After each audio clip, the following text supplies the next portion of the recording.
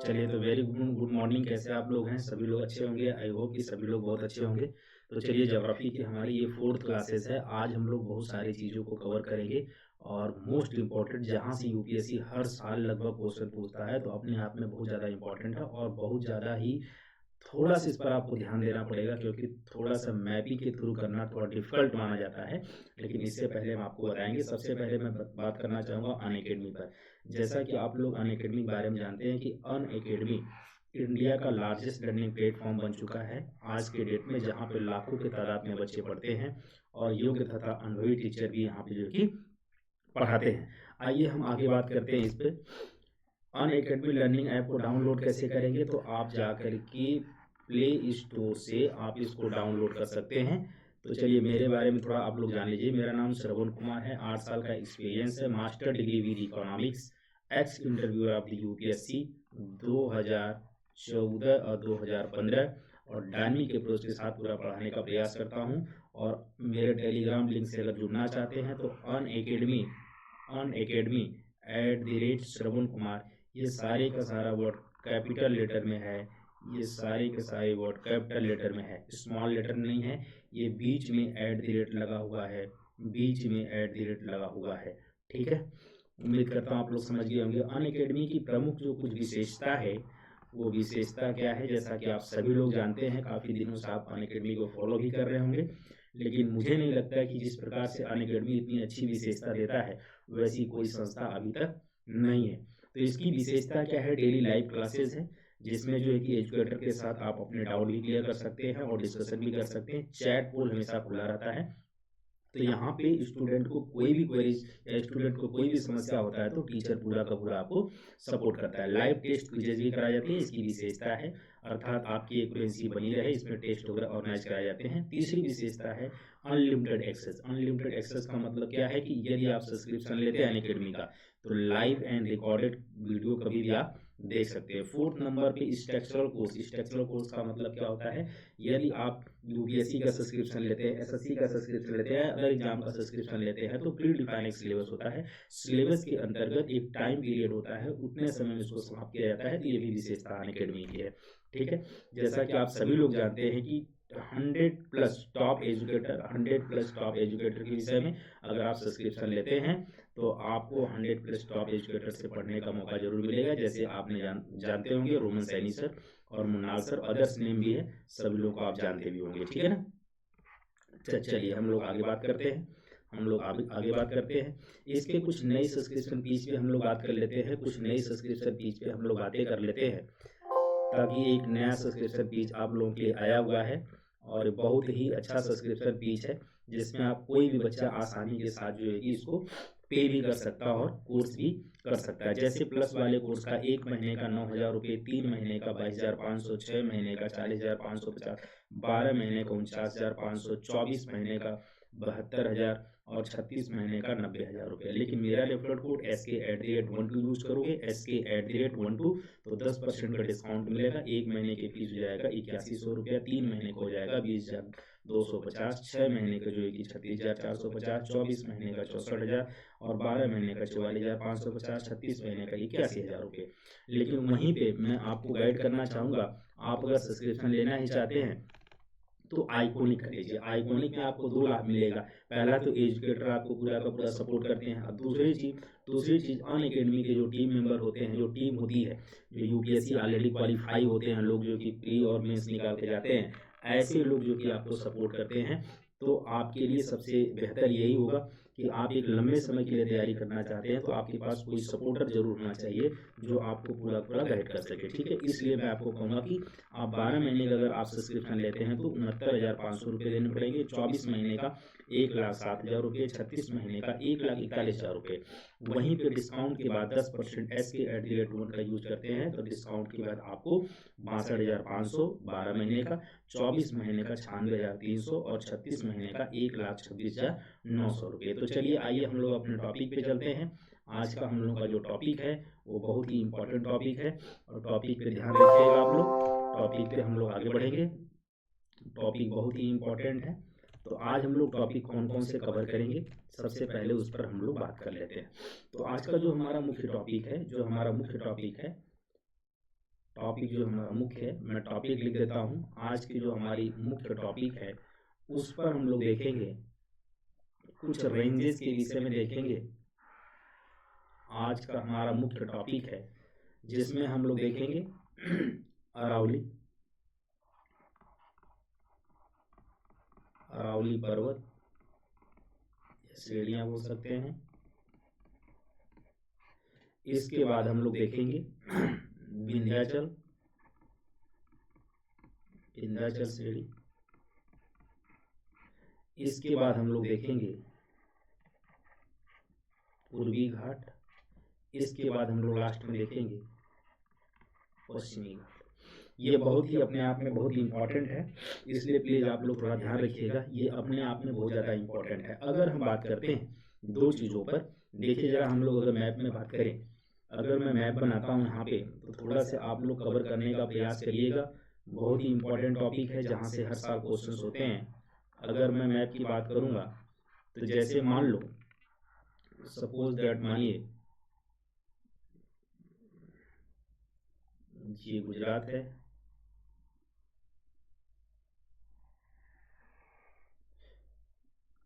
थोड़ा सा मैप इधर उधर हो सकता है लेकिन प्लीज आप लोग ध्यान रखिएगा, ठीक है। आप मैप पे थोड़ा ध्यान रखिएगा, ठीक है। जैसे अभी हम लोगों ने पढ़ा था ये काराकोरम, इसके बाद लद्दाख, इसके बाद जास्कर। इन तीनों को मिलाकर के ट्रांस हिमालय का नाम दिया गया था। इसके बाद हमने देखा था ये वाली जो पर्वत श्रृंखला है इसको हमने कहा था महान हिमालय। इसके बाद दूसरा जो था पैरेलल में इसके साउथ में, इसको हमने बोला था मध्य हिमालय। इसके बाद तीसरा जो पॉइंट था हमारा, तीसरी पर्वत श्रेणी हम बोल सकते हैं, ये था हमारा शिवालिक, ठीक है। ये हम लोग पूरा का पूरा कवर करेंगे और ये तो हमने कवर कर चुका महान हिमालय, मध्य हिमालय, शिवालिक और ट्रांस हिमालय। आज हम लोग इधर पे एक जो है कि रेंज है जिसका नाम है अरावली, अरावली पर्वत। और इसके बाद जो है कि यहाँ पर है एक सतपुड़ा, ठीक है। इसके बाद यहाँ से हमारा शुरू होता है, इसको बोलते हैं पश्चिमी घाट। इसको क्या बोलते हैं? पश्चिमी घाट। तो हम लोग कवर करेंगे तो आगे इसको जो है कि बेहतर तरीके से बनाने का प्रयास करेंगे। पश्चिमी घाट, और यहाँ से शुरू होता है महानदी से, और ये हमारा है यहाँ पे आके मिलता है नीलगिरी पर, इसको बोलते हैं हम लोग पूर्वी घाट। तो देखिए मैं बता देना चाहता हूँ, अपने आप में बहुत ही इंपॉर्टेंट है। तो हम लोग इस पे रेंजेस अरावली पे देख लेंगे, अरावली के सारे रेंजेस को देख लेंगे, ठीक है। कौन कौन से श्रेणियाँ इस पर हैं, ये सारी चीज़ देखते हुए हम लोग पूरा आगे की तरफ बढ़ेंगे। लेकिन ध्यान रखिएगा ये क्लासेस बहुत ही मोस्ट इंपॉर्टेंट है, लिखवाते हुए चलूंगा, सब कुछ एक साथ कराते हुए चलूंगा, तो इसलिए इस टॉपिक को आप लोगों को छोड़ना नहीं है, ठीक है ना। तो चलिए आगे हम लोग देखते हैं, थोड़ा सा हम लोग जल्दी से देख लेते हैं अरावली पर्वत। देखिए कहीं कहीं पे अगर मैं आपसे बात करूं अरावली, अरावली की अगर हम टोटल लंबाई देखें, टोटल लंबाई तो 850 किलोमीटर तक है। कितना है? 850 किलोमीटर। कितनी टोटल लंबाई है? 850 किलोमीटर। अगर हम इसकी श्रेणी की बात करें तो ध्यान से देखिएगा आप लोग, जहाँ पे मान लो इसकी जो श्रेणी है यहाँ से शुरुआत होती है और ये सीधी श्रेणी जो है कि कहाँ तक जाती है, ये दिल्ली के JNU। कहाँ तक जाती है? दिल्ली के JNU तक। अब इसके बीच में कई श्रेणियाँ हमारी डिवाइड हैं। जैसे पहली श्रेणी को कहा जाता है जरगा श्रेणी, और दूसरी श्रेणी को कहा जाता है हर्षनाथ श्रेणी, ठीक है। और तीसरी श्रेणी को कहा जाता है दिल्ली श्रेणी। तीसरी श्रेणी को क्या कहा जाता है? दिल्ली श्रेणी, ठीक है। ये हमारी जो है कि अरावली जो माउंटेन है अरावली, उस पर कई श्रेणियां बनी हुई हैं। एक जरगा श्रेणी, हर्षनाथ श्रेणी और दिल्ली श्रेणी, ठीक है ना। ध्यान ध्यान दीजिएगा आप जरा आप लोग। ये कहां से कहां तक स्टार्ट होता है? तो गुजरात से, गुजरात के हिम्मतनगर से, हिम्मतनगर से कहां तक जाता है? दिल्ली के जेएनयू तक है। कहां तक है? दिल्ली के जेएनयू तक है। अब इसके बीच में देखो, मान लो ये जरगा श्रेणी है, ये जरगा श्रेणी के जस्ट यहाँ पे अगर इस वाले पोर्शन पे लेंगे तो यहाँ पर एक जो है कि शिखर है जिसका नाम है गुरु शिखर। क्या बोलते हैं इसको? गुरु शिखर। अब गुरु शिखर जो है ये जो है कि ये अरावली की सर्वोच्च शिखर है। ये अप्रॉक्स है 1700 मीटर तक है। ध्यान में रखिएगा, अरावली की सर्वोच्च शिखर गुरु शिखर है, ठीक है ना। यहीं पर अगर पास में देखोगे, यहाँ पर अगर पास में हम देखें तो यहाँ पे माउंट आबू हिल्स है। इसी पर क्या है? माउंट आबू हिल्स है, हिल्स है, ठीक है। इसको हिल्स स्टेशन बोलते हैं, हिल्स स्टेशन। आप लोग नोट कर लीजिएगा बेहतर तरीके से, ठीक है। और यहीं से जो है कि इसी हिल स्टेशन से यहीं से जो है कि एक नदी निकलती है, एक नदी निकलती है जिस नदी का नाम है बनास नदी, ठीक है। बनास नदी निकलती है, क्लियर। ये बनास लिखा हुआ है, बनास नदी निकलती है, ठीक है। इसके बाद हर्षनाथ श्रेणी की अगर मैं बात करूं, हर्षनाथ श्रेणी में दो ऐसे माइंस हैं, दो ऐसे माइंस हैं। पहले माइंस का नाम है जावर माइंस। जावर माइंस में यहाँ पे खान बोल सकते हैं। माइंस मतलब क्या होता है? खान होती है। यहाँ पे जो है कि जिंक, सल्फर और लीड पाए जाते हैं, पाए जाते हैं। क्लियर? क्लियर हो गया इतनी सबको? ठीक है। इसके बाद जो है यहाँ पे जो है कि एक और माइंस है, इसको बोलते हैं मकराना माइंस। मकराना माइंस है मतलब खान है। और यहाँ पर जो है कि सफेद संगमरमर मिलते हैं। क्या मिलते हैं मकराना माइंस में? सफेद संगमरमर पाए जाते हैं। और अगर दिल्ली के पास हम लोग देखेंगे तो यहाँ पर एक खांस है, ऊपर में लिख दे रहा हूँ। यहाँ पर एक है जिसका नाम आप लोग सुनते हो खेतड़ी खांस, माइंस बोलते हैं इसको, खेतड़ी माइंस। यहाँ पे जो है कि कॉपर पाए जाते हैं,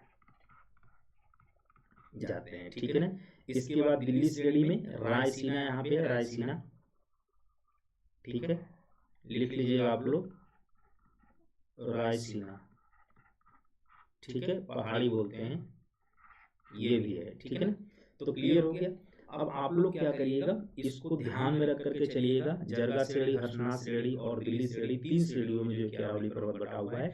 ये गुजरात से लेकर के दिल्ली के जेएनयू तक फैला हुआ है, ठीक है। आइए जरा नोट पॉइंट करके हम लोग कुछ लिख लेते हैं। नोट पॉइंट करके आप लोग लिखिएगा, नोट पॉइंट करके। तो नोट पॉइंट करके लिखिएगा माउंट आबू पर, माउंट आबू पर एक जेएनयू का सबसे पुराना मंदिर है।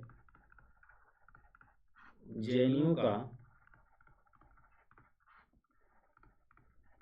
सबसे पुराना मंदिर जिसे कहा जाता है दिलवाड़ा मंदिर। दिलवाड़ा, क्या नाम है मंदिर का? दिलवाड़ा, ठीक है। दूसरा माउंट आबू राजस्थान का एकमात्र क्या है? हिल्स है। माउंट आबू जो है कि राजस्थान का एकमात्र क्या है? हिल्स है। और इसी हिल्स पर ध्यान रखिएगा, इसी हिल्स पर पहले जो होती थी, पहले आईपीएस की ट्रेनिंग होती थी। क्या होती थी?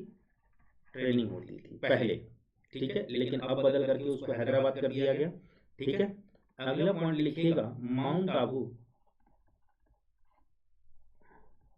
माउंट आबू आंतरिक सुरक्षा एकेडमी है माउंट आबू पर, ठीक है। और अरावली, यहाँ पे लिख लिखिएगा, अरावली सबसे पुराना वलित पर्वत है। कौन सा पर्वत है? वलित पर्वत है। जबकि हमने बताया था आप लोगों को वलित पर्वत का मतलब अब क्या होता है? फोल्डेड माउंटेन, जिसको बताया था, माउंटेन पढ़ाया था, तो वहां से आप लोग कनेक्ट कर लीजिएगा। और इसकी सबसे ऊंची, इसकी सबसे ऊंची चोटी, क्या नाम है इसका? गुरु शिखर। गुरु शिखर, जो कि हमने आप लोगों को अभी बताया। इसकी सबसे ऊंची चोटी कौन सी है? गुरु शिखर। अगर पूरे अरावली पे आप देखोगे तो सबसे ऊंची चोटी किसको कहा जाता है? गुरु शिखर को कहा जाता है। इतनी बात क्लियर होगी? इतनी बात सबको क्लियर हो चुका है? तो दो चार पॉइंट आप लोग जो है कि अरावली को लेकर के आप लोग क्या करिएगा? याद रखिएगा, ठीक है ना।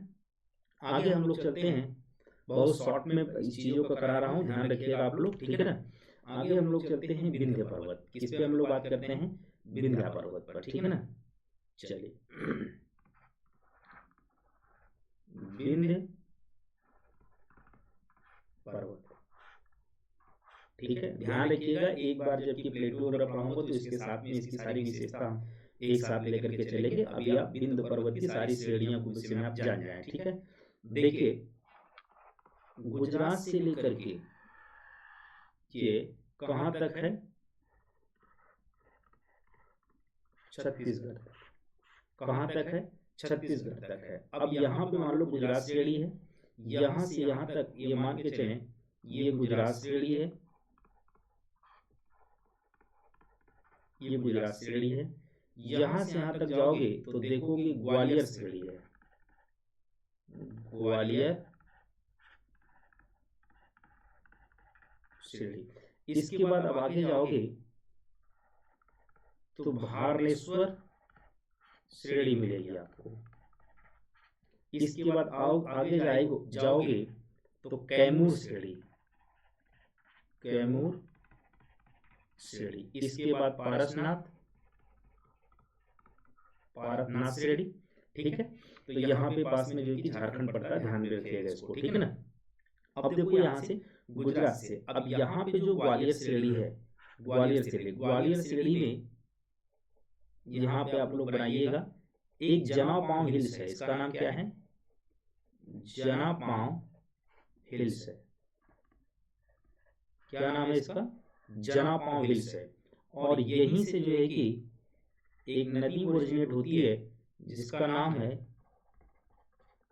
चंबल नदी, यहीं से निकलती है और जाकर के इटावा के पास, इटावा के पास किससे मिलती है? यमुना से मिलती है। इतनी बात क्लियर हो गया, किससे मिलती है? यमुना से मिलती है। अब देखो आगे अगर हम बात करेंगे भानेश्वर श्रेणी में, तो यहाँ पर एक पन्ना जिला है, पन्ना जिला। यहाँ पे जो है कि हीरे की खान प्रसिद्ध है, हीरे की खान प्रसिद्ध है, क्लियर। यहाँ पे क्या है? एक हीरे की खान पाई जाती है। ध्यान में एक चीज रखिएगा, ग्वालियर श्रेणी जो है ये अगर हम देखें मैप में तो पश्चिमी यूपी और पश्चिमी एमपी तक है ग्वालियर शिरडी, ठीक है ना। लेकिन यहाँ पे भानेश्वर देखेंगे तो पूर्वी यूपी और पूर्वी एमपी तक है, ठीक है ना। इसके बाद ये कैमूर शिरडी ये पूरा बिहार में आ जाती है। कहाँ आ जाएगी? पूरे बिहार के क्षेत्र में आ जाएगी। इसके बाद यहाँ पर एक आपको पारसनाथ सबसे उच्चतम चोटी है इसकी, तो यहाँ पे लिख देते हैं पारसनाथ सबसे सर्वोच्च चोटी है इसकी। किसकी? तो पूरे विंध्य की,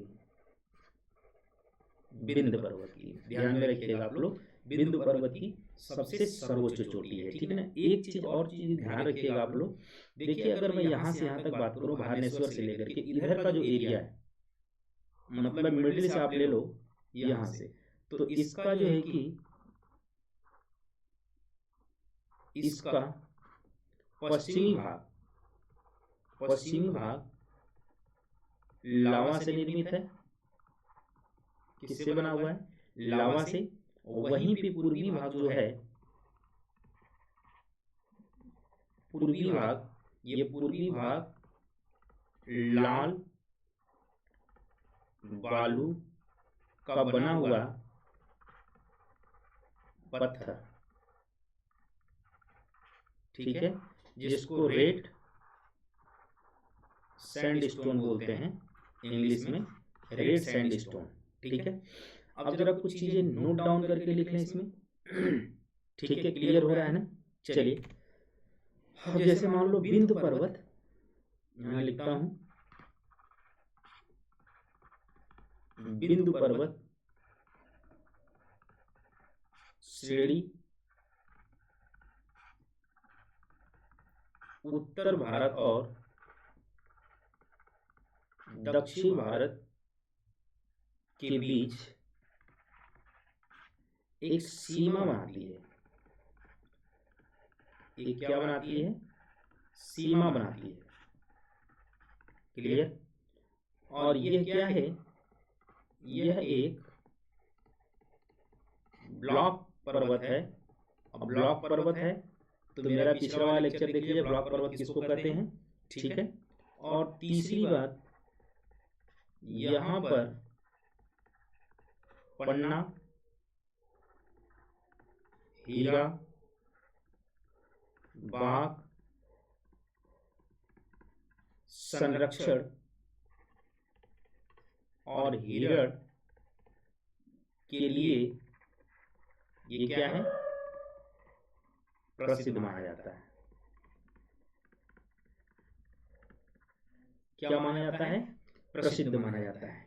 इज इट क्लियर? अगर इतनी क्लियर हो गया तो आप मुझे बताएं जरा कमेंट करके, क्लियर हो गया इतना आप लोगों को? ठीक है, क्लियर हो गया। चलिए अब हम लोग देख लेते हैं सतपुड़ा। क्या देखेंगे हम लोग? सतपुड़ा, सतपुड़ा श्रेणी, सतपुड़ा श्रेणी, सतपुड़ा रेंज। इसकी अगर टोटल, अगर इसकी हम लंबाई देख लें टोटल, अगर हम इसकी लंबाई देख लेते हैं विंध्य की, तो ये जो है कि 1200 किलोमीटर तक है। वहीं पे अगर हम सतपुड़ा की देखें तो अप्रोक्स 1100 किलोमीटर है। ये भी जो है कि ध्यान रखिएगा, ये भी जो है कि ब्लॉक पर्वत है। क्या है? ब्लॉक पर्वत है। अब ब्लॉक पर्वत, जो लोग मेरा पहला लेक्चर देखे होंगे, माउंटेन पढ़ा रहा था, तो ब्लॉक पर्वत कैसे बना, फॉर्मेशन ऑफ ब्लॉक पर्वत, ब्लॉक माउंटेन का, वो सारी चीजें वहां से जाके आप लोग कनेक्ट कर लीजिएगा, ठीक है। चलिए इसकी अगर हम बात करें तो ये कहां से कहां तक है, तो ध्यान दीजिएगा, ये भी जो है कि गुजरात से लेकर के झारखंड के राजमहल श्रेणी तक है, ठीक है। गुजरात से अगर मैं बात करूं तो ये गुजरात श्रेणी का मतलब यहां पर जो कि राजपीपला श्रेणी है, गुजरात में पड़ता है राजपीपला श्रेणी। इसके बाद एक श्रेणी और है जिसका नाम है महादेव श्रेणी, इसी पर है। और तीसरा है मैकाल श्रेणी, और इसके बाद है चौथा हमारा है, इसको सिहावा श्रेणी बोलते हैं हम लोग हैं, सिहावा श्रेणी। इसके बाद अगला है राजमहल की श्रेणी। ठीक है, तो ये अप्रोक्स 3 2 5 श्रेणियों में क्या हुआ, बटा हुआ है। जरा ध्यान से समझिएगा, यहाँ पर जो कि महादेव श्रेणी में एक यहाँ पर एक इसकी सर्वोच्च जो चोटी है, इसको कहा जाता है धूपगढ़, धूपगढ़, धूपगढ़ इसकी सर्वोच्च चोटी है, सर्वोच्च चोटी है। और यहीं पर ध्यान में रखिएगा, यहीं पर सतपुड़ा, मतलब कहाँ है, सतपुड़ा की जो श्रेणी है, यहीं पर जो है कि एक पंचमढ़ी, ऊपर लिख रहा हूं, पंचमढ़ी पहाड़ी या हिल्स, हिल्स है या हिल्स स्टेशन लिख दीजिएगा आप लोग, हिल स्टेशन है यहाँ पर, पंचमढ़ी हिल्स स्टेशन है।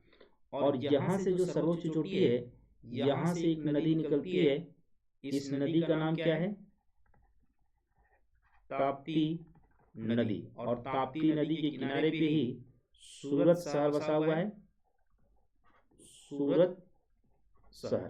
क्लियर हो गया इतना आप लोगों को। और हमने बताया था कि यहाँ पे मैकाल पहाड़ी, मैकाल पहाड़ी में अब जाओगे तो मैकाल पहाड़ी में हमने आपको शायद नदियां निकलती ओरिजिनेट बताया था यहाँ से जो है कि अमरकंटक, मतलब ये अमरकंटक है, अमरकंटक, अमरकंटक जो है कि पहाड़ी से एक नर्मदा नदी निकलती है, नर्मदा नदी इधर जाती है जो कि पश्चिम की तरफ। इसके बाद यहाँ से सोन नदी, और ये सोन नदी जाकर के कहाँ मिल जाती है, गंगा मिल जाती है, गंगा में क्या होती है, मिल जाती है। और यहीं से एक जो है कि महानदी भी ओरिजिनेट होती है। तो ध्यान रखिएगा आप लोग, यहीं से निकलती है अमरकंटक से। ठीक है ना, क्लियर। अब यहाँ पे अगर लिखना हो तो लिख सकते हैं, ये वाला जो पर्सन पड़ेगा, ये वेस्ट यूपी, ये वेस्ट यूपी में है, और ये पूर्वी एमपी में, और ये सिहावा जो है कि छत्तीसगढ़ में। ठीक है, और ये झारखंड तक जाती है।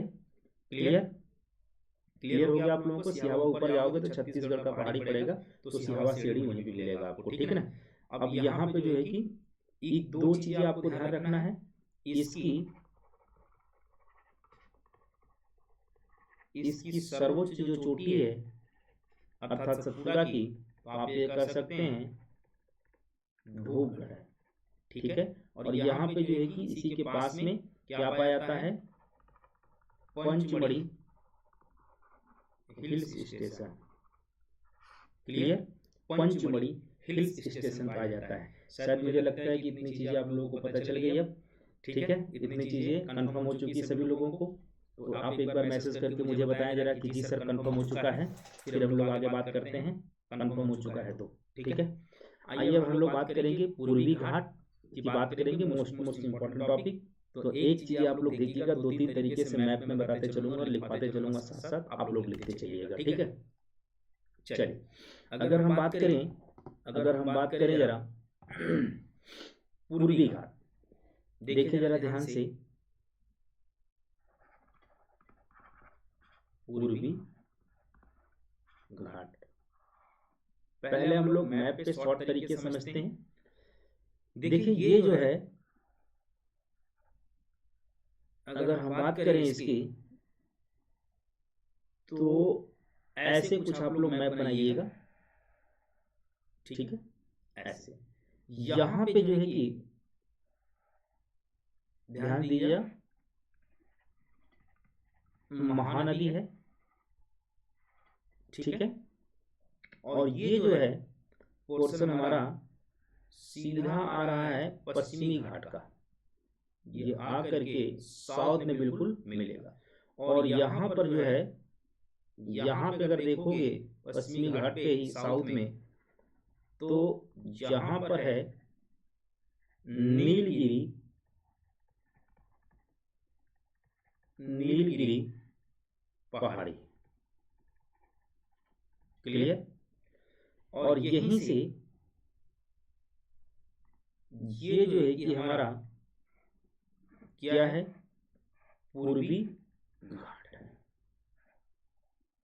ठीक है, महानदी तक। ठीक है, इसको हम लोग बोलते हैं पूर्वी घाट। ठीक है। अगर इसका विस्तार देखें, अगर इसका हम लोग विस्तार देखते हैं, विस्तार, तो कहीं कहीं बुकों में अलग होगा, कहीं कहीं 1300 होगा और कहीं कहीं 1350 किलोमीटर। लेकिन यह जो है कि खंडित है, एक जो है कि सीक्वेंस में नहीं है बल्कि टूटा फूटा है। टूटा फूटा क्यों है? नदियों के कारण। क्योंकि आपने देखा होगा नदियां पढ़ा रहा था तो सारी नदियां जो है कि पश्चिमी घाट से लेकर के ढलान इधर जाता है तो इधर की तरफ बहती हैं। तो वो नदियां क्या करती हैं, इस घाट को क्या करती है, ब्रेक कर देती है, टूटी हुई। अपने आगे हम डिस्कस करते हैं, बहुत अच्छे तरीके से लिखवाते चलेंगे। डिस्कस, ये खंडित है। क्या है ये? खंडित है, टूटा फूटा भाग है, खंडित है, ध्यान रखिएगा। और जो है कि दूसरा, इसे पूर्वी घाट कहा जाता है। और देखो यहां पर अगर आप देखोगे तो एक नल्ला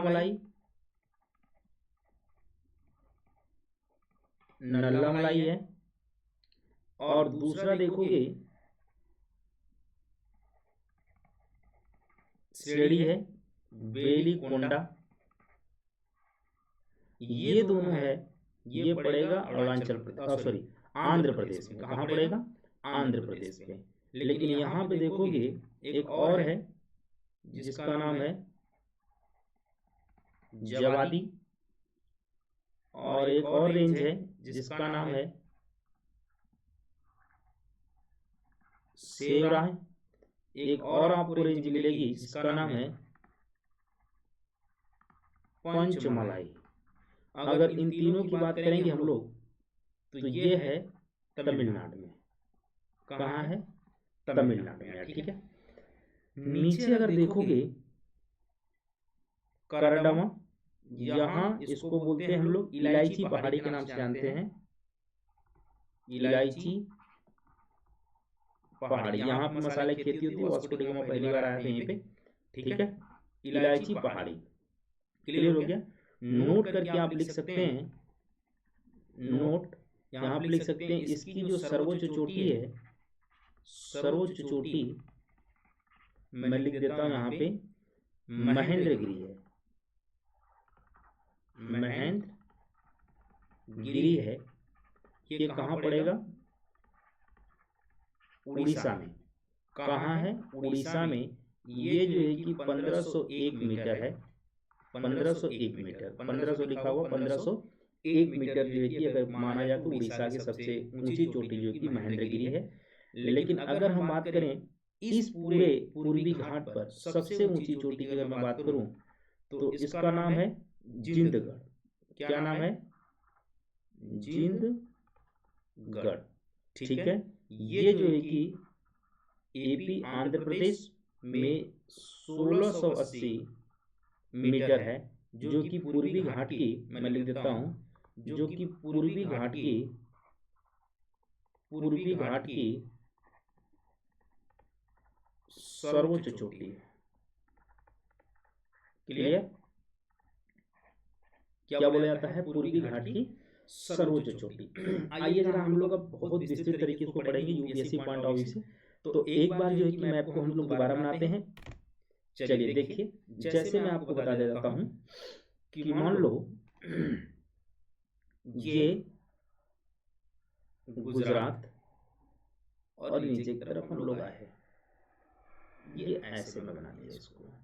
ठीक है। देखिए इसको बोलते हैं हम लोग पूर्वी घाट, अर्थात मैं यहां से अगर ले लूं इस प्रकार से, और ये पश्चिमी घाट। दो चीजों को ध्यान रखिएगा आप लोग। और ये जहां से निकलती है यहां तक मिला हुआ है, इसको बोलते हैं हम लोग नीलगिरी। नीलगिरी पहाड़ी।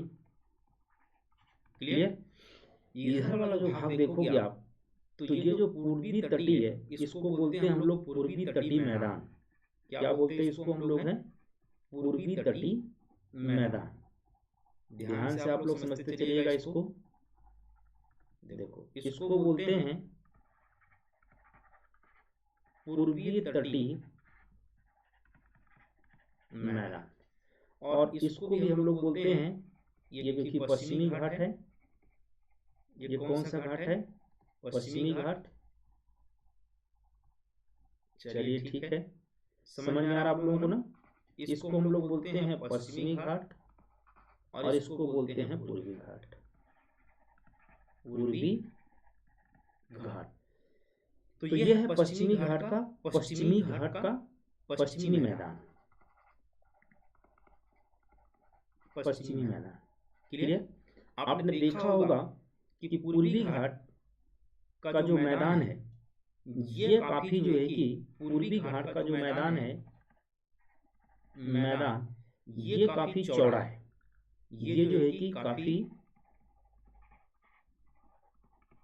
चौड़ा है। इसकी चौड़ाई काफी ज्यादा है क्योंकि नदियों के कारण। किसके कारण? नदियों के कारण। नदियां यहाँ पे आकर के अवसाद जमा करती हैं और यहाँ पर डेल्टा का निर्माण करती हैं। क्योंकि नदियां को जो प्रवाह है बहुत लंबी दूरी तय करके आती हैं। ध्यान में रखिएगा आप लोग, नदियां जो आती हैं बहुत लंबी दूरी तय करके आती हैं। मैं लिख देता हूं, नदियां बहुत अधिक दूरी तय करके आती है। दूरी तय करके आती है। ठीक है। तो आपने देखा होगा कि मैक्सिमम नदियां जो है कि हमारा पूर्वी जो है कि ढलान की तरफ आती हैं और बंगाल की खाड़ी में क्या करती हैं? गिर जाती हैं। तो अपने साथ अवसादों को ले आती हैं। तो वो बिछाते हुए अवसादें चली जाती हैं और इसी को जब एक कई रास्तों में जो कि डिवाइड इसको कर देती है उसको बोलते हैं डेल्टा बनाना। क्या बनती है? डेल्टा बनाती है। क्योंकि यहाँ पे अवसादों को क्या करती हैं? जमा करती हैं। वहीं पे अगर आप देखोगे पश्चिम में दो नदियां मुख्य रूप से, एक नर्मदा, दूसरा ताप्ती। ये दोनों जो है कि यहाँ पे अगर आप देखोगे तो ये जो ढाल है, पश्चिमी तट का जो ढाल है, तटी ढाल बहुत ही तीव्र है। क्या है? तीव्र है। इसलिए यहाँ पे वी आकार की घाटी का निर्माण होता है। घाटी का निर्माण होता है और तीव्र घाट होने के कारण से, यहाँ पे जो है कि तीव्र में जो पानी का जो गिराव है वो तीव्र तरीके से ढालों पे गिरता है। ढालों या ढाल बहुत तीव्र है। ठीक है। और ये जो पानी जो गिरता नर्मदा ताप्ती का, ये कहाँ गिरता है? अरब सागर में। कहाँ गिरता है? अरब सागर में गिरता है। इतनी बात आप लोगों को समझ में आ गई। तो आप बताइए कि अगर इधर की चौड़ाई ज्यादा है तो यहाँ की लिख लीजिएगा, यहाँ की जो चौड़ाई है वो सकरा है। सकरा क्षेत्र है। कैसा है? सकरा है। लेकिन यहाँ पे देखोगे तो इसका पूर्वी तट का जो है कि यहाँ पे पूर्वी तटीय मैदान की जो चौड़ाई है, चौड़ाई काफी ज्यादा है। मैदान की जो चौड़ाई है वो काफी अधिक है पश्चिमी तट के तुलना में। ठीक है। इतनी बात आप लोगों को समझ में आ गई। तो एक बार मुझे बोलिए कि इतनी बात आप लोगों को कमेंट करिए प्लीज। कमेंट करिए प्लीज। कमेंट करके बताइए मुझे कि इतनी बात आप लोगों को समझ में आ गई। जल्दी से मुझे बताएं। ठीक है। ये आप लोगों को एक एक पॉइंट को ध्यान में रखना है। यूपीएससी के एक एक पॉइंट जो है कि पूछा जाता है। आपसे पूछेगा भाई यहाँ पे मैदान की जो चौड़ाई है क्यों ज्यादा है? तो नदियों द्वारा जो बहा करके अवसाद लाए जाते हैं उसके कारण से अवसाद को क्या करती हैं? वो बिछाते हुए चलती हैं। इसलिए यहाँ के मैदान की चौड़ाई क्या होती है? बहुत ज्यादा। और डेल्टा का निर्माण जो कि पूर्वी तटों पर होता है। लेकिन वहीं पश्चिमी तटों पर यहाँ पे ढाल या मैदान बहुत कम है। इस वजह से नदियां बहुत तीव्र गति से आती हैं और सीधा अरब सागर में जाके गिरती हैं। क्योंकि इसका ढाल जो है और ये जो है कि बहुत तीव्र है और यहाँ पे जब गिरेगी सीधा पानी आप गिराइए तो वी आकार की घाटी का क्या होता है? निर्माण होता है। अच्छा, एक चीज आपको बताना चाहूंगा, स्ट्रक्चर अगर हम इसका देखें तो स्ट्रक्चर देखने का हम लोग प्रयास करते हैं, जरा ध्यान से देखें आप लोग को। अगर मैं इसकी स्ट्रक्चर की बात करूं तो देखो जरा ध्यान से कि ये मान लो पश्चिम से ऊपर गए और आगे जाने के बाद ये तेजी के साथ जो है कि ऊपर की तरफ ढलान होता है, ठीक है, और फिर ये आकर के इस प्रकार से होता है और इस तरीके से नीचे जाते हुए ये पूर्वी ढलान की तरफ है, ठीक है। अगर हम बात करेंगे यहाँ से लेकर के, अगर यहाँ से लेकर के मैं बात करूँ पूरा, देखिए चलते आप लोग पश्चिम से पूर्व की तरफ हमने जो है कि पश्चिम के पूर्व की तरफ हमने ढलान को पूरा बना दिया है, ठीक है, इस तरीके से। देखिए इधर जो है कि पश्चिमी, इधर आप कह सकते हैं ये जो है कि अरब सागर है। क्या है? अरब सागर है, ये अरब सागर है और ये अरब सागर वाला क्षेत्र है। और यहां से आप देखोगे तो ये वाला जो क्षेत्र है, ये वाला क्षेत्र, ये वाला क्षेत्र जो है वो है पश्चिमी घाट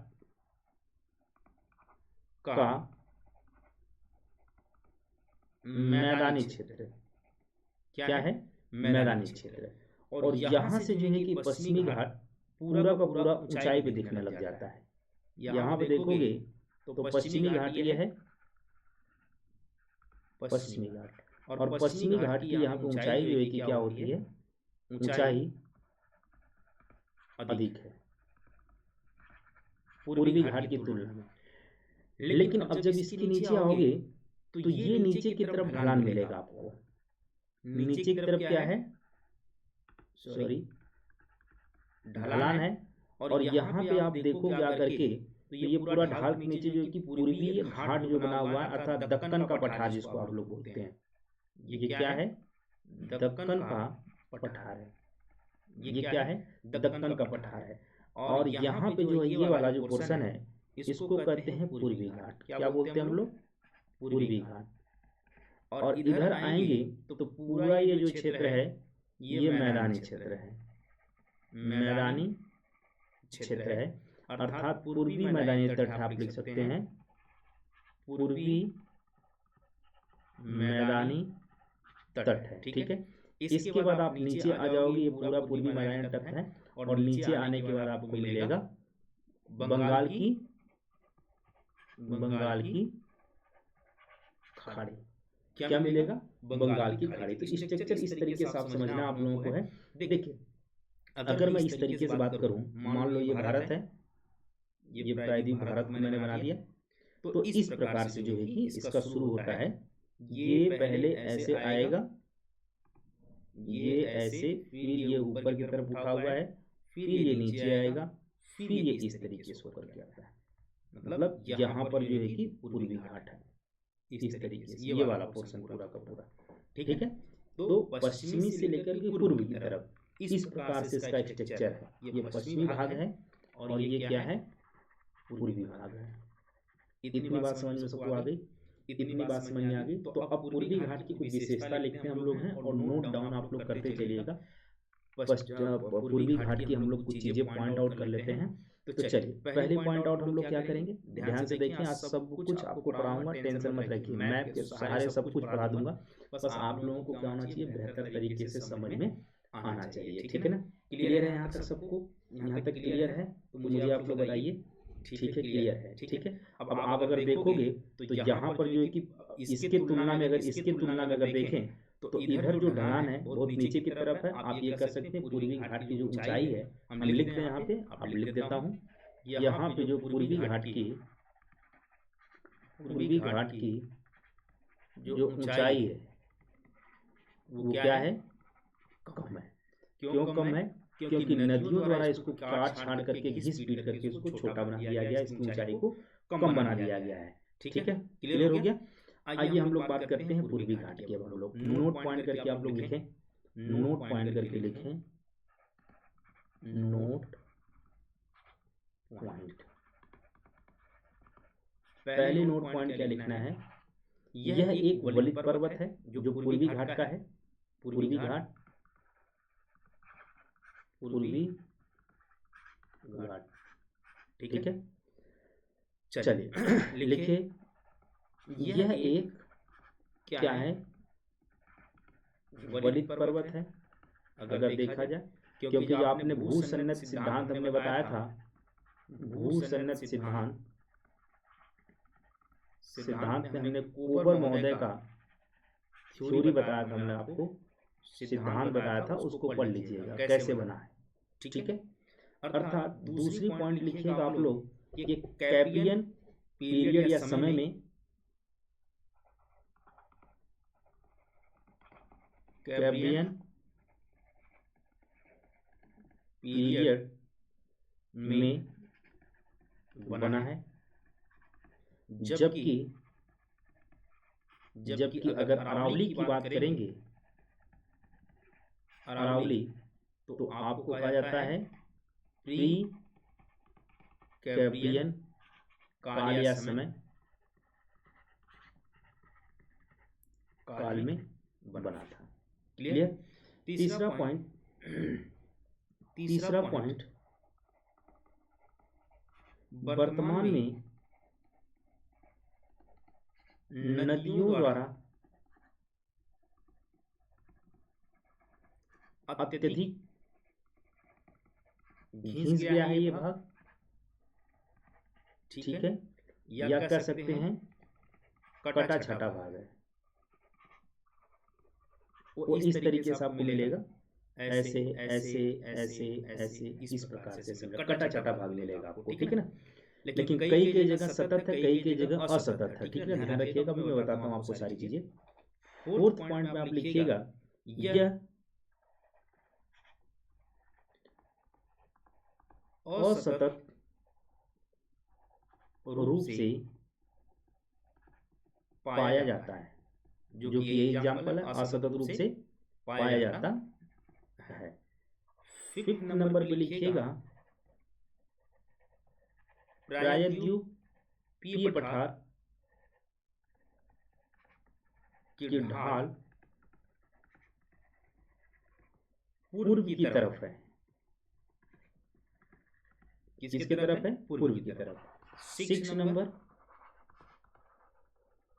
पूर्वी घाट पश्चिमी घाट से पुराना है, लेकिन यह कम ऊंचा है। बता दिया, नदियों द्वारा क्या कर लेती है, उसको काट छाट दी जाती है। जब तीव्र बहाव साथ में आती हैं तो कट जाती है नदियां। नदियों द्वारा ये क्या हो जाता है, इसका जो क्षेत्र है वो पूरा का पूरा घिस पिट जाता है, कट जाता है। ठीक है ना। अगला पॉइंट 7 पॉइंट में आपको लिखना है कि यहाँ पर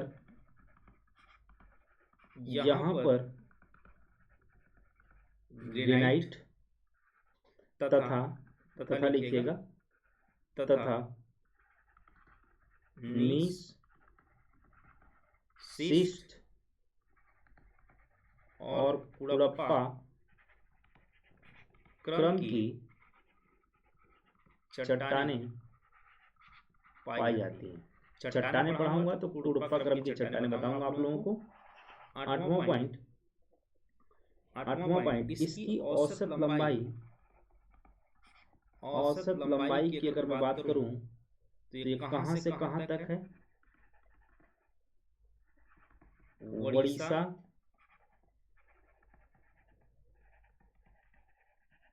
आंध्र प्रदेश, तेलंगाना और तमिलनाडु तक है।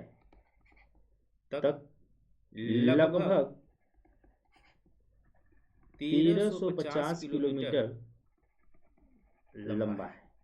हमने बताया कहीं कहीं कितना दिया होगा, 1300 किलोमीटर, कहीं कहीं 1350। और इसकी औसत ऊंचाई की अगर मैं बात करूं,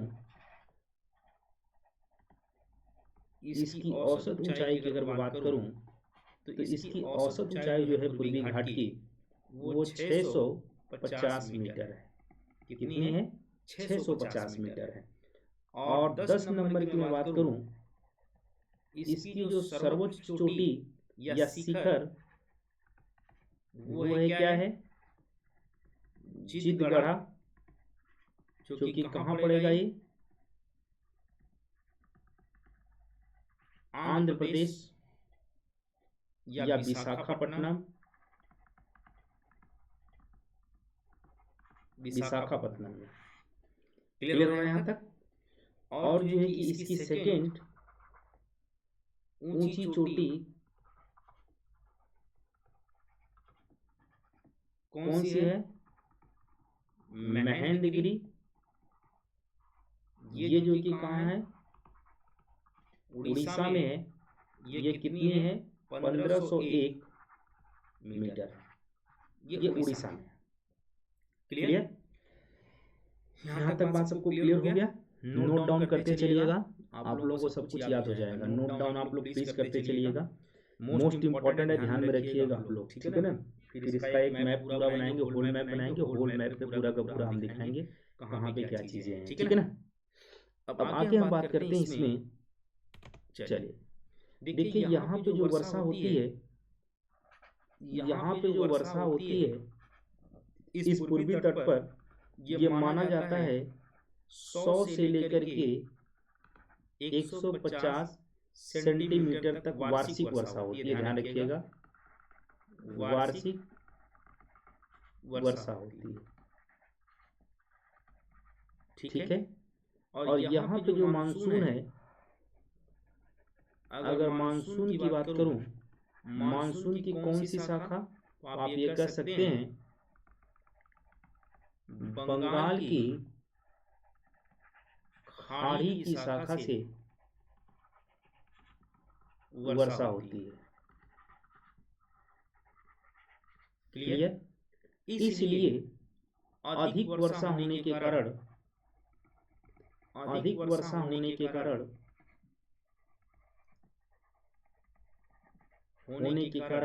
यहाँ पर जो जैव विविधता है, जैव विविधता वो अधिक पाई जाती है।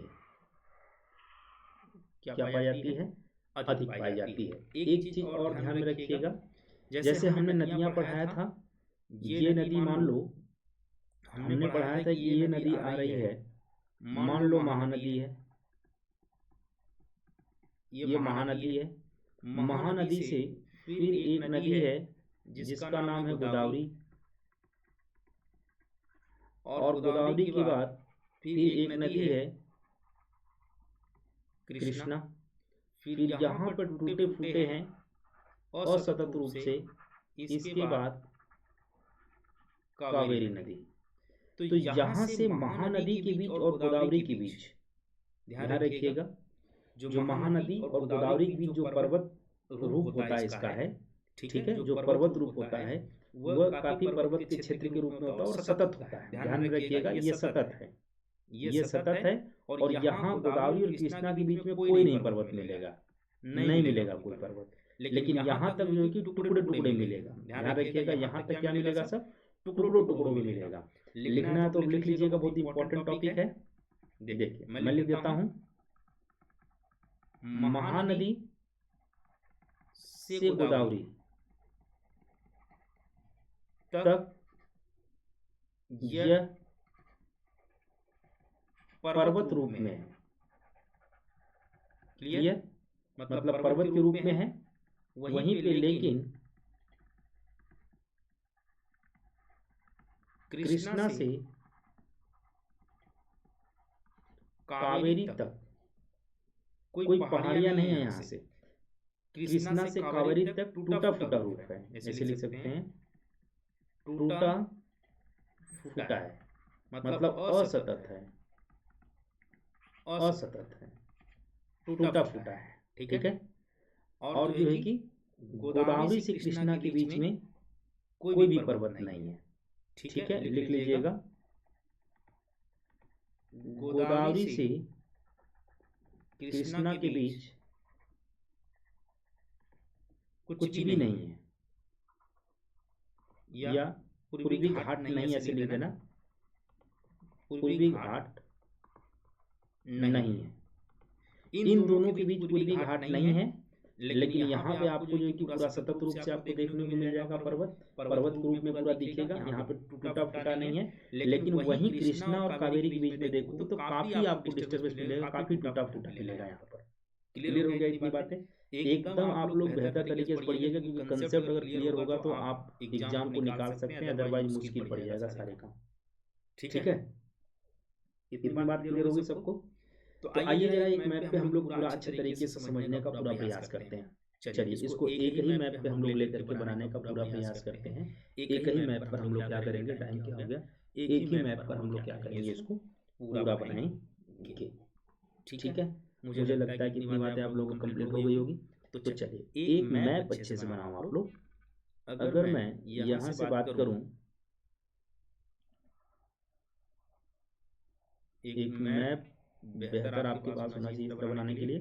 एक बड़ा भाग में थोड़ा बनाइएगा और इस प्रकार से बनाइएगा, थोड़ा चौड़ाई में होना चाहिए। ठीक है, देखिए दो चीजें यहाँ पे। अगर मैं इसको ऐसे बना दूं, ये पश्चिमी घाट, ठीक है, और ये जो है मान लो कुछ मैं ऐसे बना दिया और कुछ में थोड़ा सा बड़ा बना दिया और कुछ में जो है ये इस प्रकार कर दिया। ठीक है, और कुछ में जो है कि इस प्रकार कर दिया। ध्यान से समझते चलिएगा इसको आप लोग। देखिए ये जो पोर्शन है, ये वाला पार्ट, इस वाले पार्ट को जरा ध्यान से देख के चलिएगा आप लोग। ये वाला जो पार्ट है इसको बोलते हैं नीलगिरी पश्चिमी घाट का। क्या बोलते हैं इसको हम लोग? नीलगिरी पश्चिमी घाट का। यहाँ लिखता हूं नीलगिरी पश्चिमी घाट का। क्लियर हो रहा है इतना?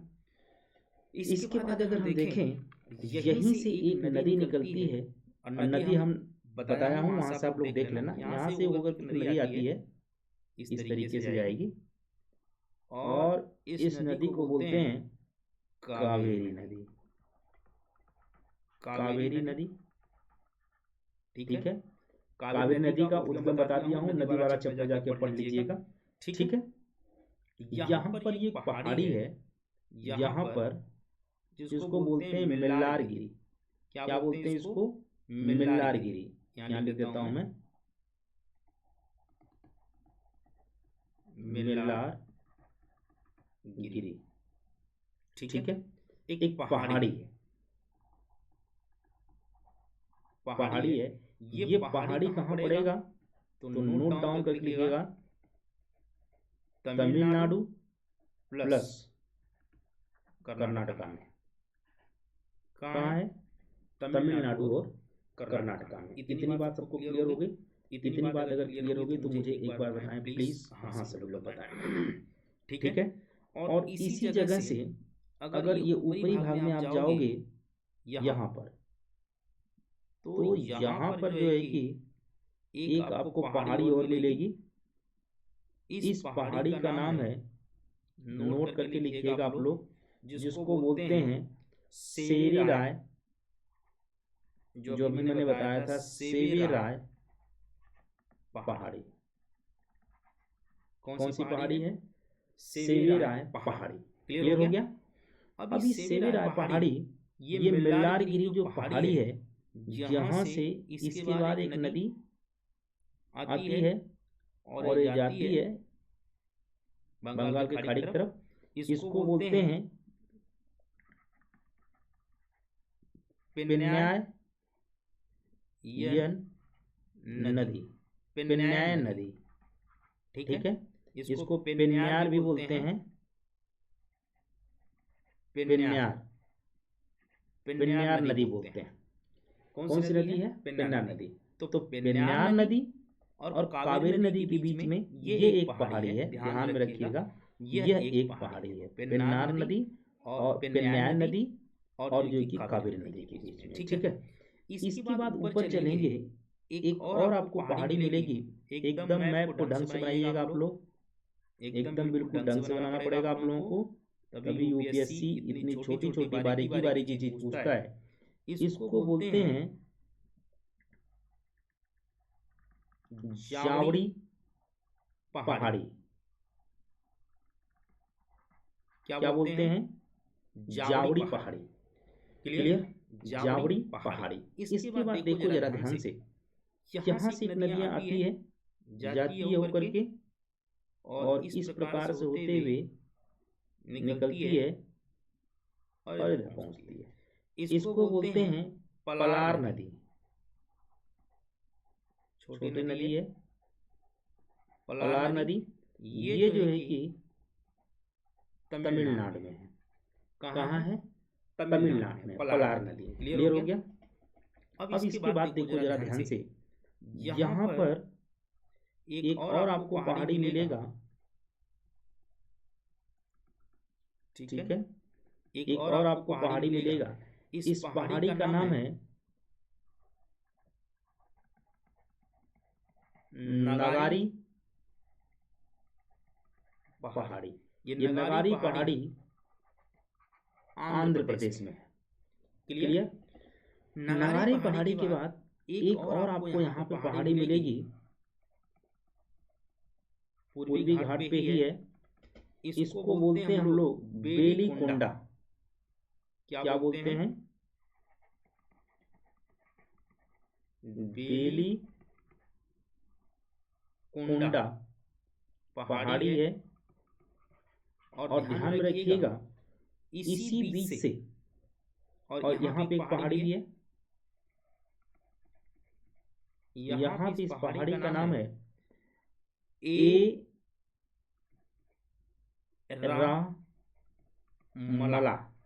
एरामला पहाड़ी। क्लियर? थोड़ा सा मैप ढंग से बनाइएगा आप लोग। और इसी बीच से एक नदी निकलती है, इन दोनों के बीच से, इन दोनों के बीच से यूपीएससी कुछ भी संभव कर सकता है। ऐसे होकर के जाती है। इस नदी का नाम है पेन्नार नदी। देखिए दो नदी पर देखिए, पेन्यार है, ये पेन्नार है। ये पेन्यार है, ये पेन्नार नदी है। ठीक है? क्लियर? आगे एक जो है कि एक और पहाड़ी मिलेगी यहाँ पर। इस पहाड़ी का जो नाम है, इस पहाड़ी का नाम नल्लामला। नल्लामला पहाड़ी। क्लियर? अब देखिए एक चीज ध्यान से, यहीं से जो है कि एक नदी आती है। आपने देखा भी होगा, नदी का नाम आपने सुना होगा। ठीक है? ये नदी आती है, ये जाती है इधर सीधा। इस नदी का नाम है कृष्णा नदी। कृष्णा नदी। और कृष्णा नदी ध्यान रखिएगा, यहाँ पर जो है कि यहाँ से एक नदी और आती है, और यहाँ से होकर के सीधा जाती है। इसका नाम है गोदावरी नदी। इन दोनों नदी के बीच में एक झील है, जिसको कोल्लर झील बोलते हैं। क्या बोलते हैं? मैं लिख दे रहा हूं भाई, कोल्लर झील। ध्यान में रखिएगा आप लोग बस इतना। ठीक है? ये एक चीज ध्यान रखिएगा, ये तमिलनाडु, आंध्र प्रदेश, आंध्र प्रदेश, आंध्र प्रदेश, ये सारे जो है कि कहाँ मिलेंगे? सब आपको आंध्र प्रदेश, नल्ला से लेकर के ये सब आंध्र प्रदेश में है। कहाँ है? यूपी। क्लियर? एक पहाड़ी और आपको यहाँ पे और मिलेगी। इस पहाड़ी का नाम है महेंद्रगिरी। क्या नाम है? महेंद्रगिरी। महेंद्रगिरी जो है कि 100, अभी बताया 1501 मीटर, यही है महेंद्रगिरी, ऊंचा है सबसे। और इसी के बीच में यहाँ से एक नदी निकलेगी, और यहाँ से आपने देखा होगा एक और जो है कि नदी निकलेगी। अच्छा, एक चीज और भूल गए आप लोग, एक नदी यहाँ से और निकलेगी जिसको नाम है महानदी। एक चीज और है, इन दो नदियों के बीच में यहाँ पे आप देखोगे, यहाँ पे कोने पर, यहाँ पे आप देखोगे जो सबसे ऊंची इसकी चोटी है, या सबसे ऊंची जो है कि ऊंचा है, जो चोटी बताया था आपको शिखर, यहाँ पे इसका नाम है जिंदगढ़। ठीक है, सबसे ऊंचा है, यहाँ लिख लीजिएगा, सबसे ऊंचा है। क्लियर। इसके बाद एक और मिलेगा यहाँ पर मलयगिरी, यहाँ पे ले लिया मलयगिरी पहाड़ी, इसका नाम है मलयगिरी पहाड़ी। इसके बाद मलयगिरी के बाद यहाँ पर एक और रेंज मिलेगा आपका गड़जात पहाड़ी, इसको लिख लीजिएगा गड़जात पहाड़ी। और गड़जात पहाड़ी के बाद यहाँ पे आपको मिलेगा उदयगिरी, उदयगिरी पहाड़ी। उदयगिरी के बाद एक मिलेगा मेघासीन पहाड़ी, यहाँ पे एक पहाड़ी मिलेगा जिसका नाम है मेघासीन पहाड़ी। अब आप सोचेंगे महानदी अर्थात मेघासीन से लेकर के ये पूरा तमिलनाडु तक है, ध्यान में रखिएगा, मेघासीन से लेकर के पूरा का पूरा पूर्वी जो घाट है वो तमिलनाडु तक। तमिलनाडु मतलब नीलगिरी पर्वत, नीलगिरी जो है कि पश्चिमी घाट तक है, ये मान के चलिएगा नीलगिरी तक है। ठीक है ना, क्लियर हो गया इतना? आप लोग नोट कर लोगे सभी लोग? मुझे बताओ एक बार कि हाँ सर हो जाएगा, कंफर्म हो जाएगा एकदम बिल्कुल। इसको मैप को अच्छे तरीके से बना लीजिएगा, क्योंकि मैप में अगर सारी चीज चलोगे तो आपको पता चल जाएगा कि ये कहाँ कहाँ सारी चीजें हो रही हैं। ठीक है ना, क्लियर हो गया आप लोगों को? क्लियर हो गया तो मुझे बताइए सभी लोग, मैसेज करके बताइए क्या टाइम हो चुका है। मैसेज करके मुझे एक बार बताएं कि सर यहाँ तक बिल्कुल क्लियर है, आप मैप को इसी तरीके से डिजाइन करेंगे। ठीक है ना, इसी तरीके से बनाने का पूरा प्रयास करेंगे। ठीक है ना, अब हम लोग चलते हैं, ये पूर्वी घाट हमारा पूरा का पूरा क्या हो गया, समाप्त हो गया। अब हम लोग चलते हैं पश्चिमी घाट पर। कहाँ चलेंगे हम लोग?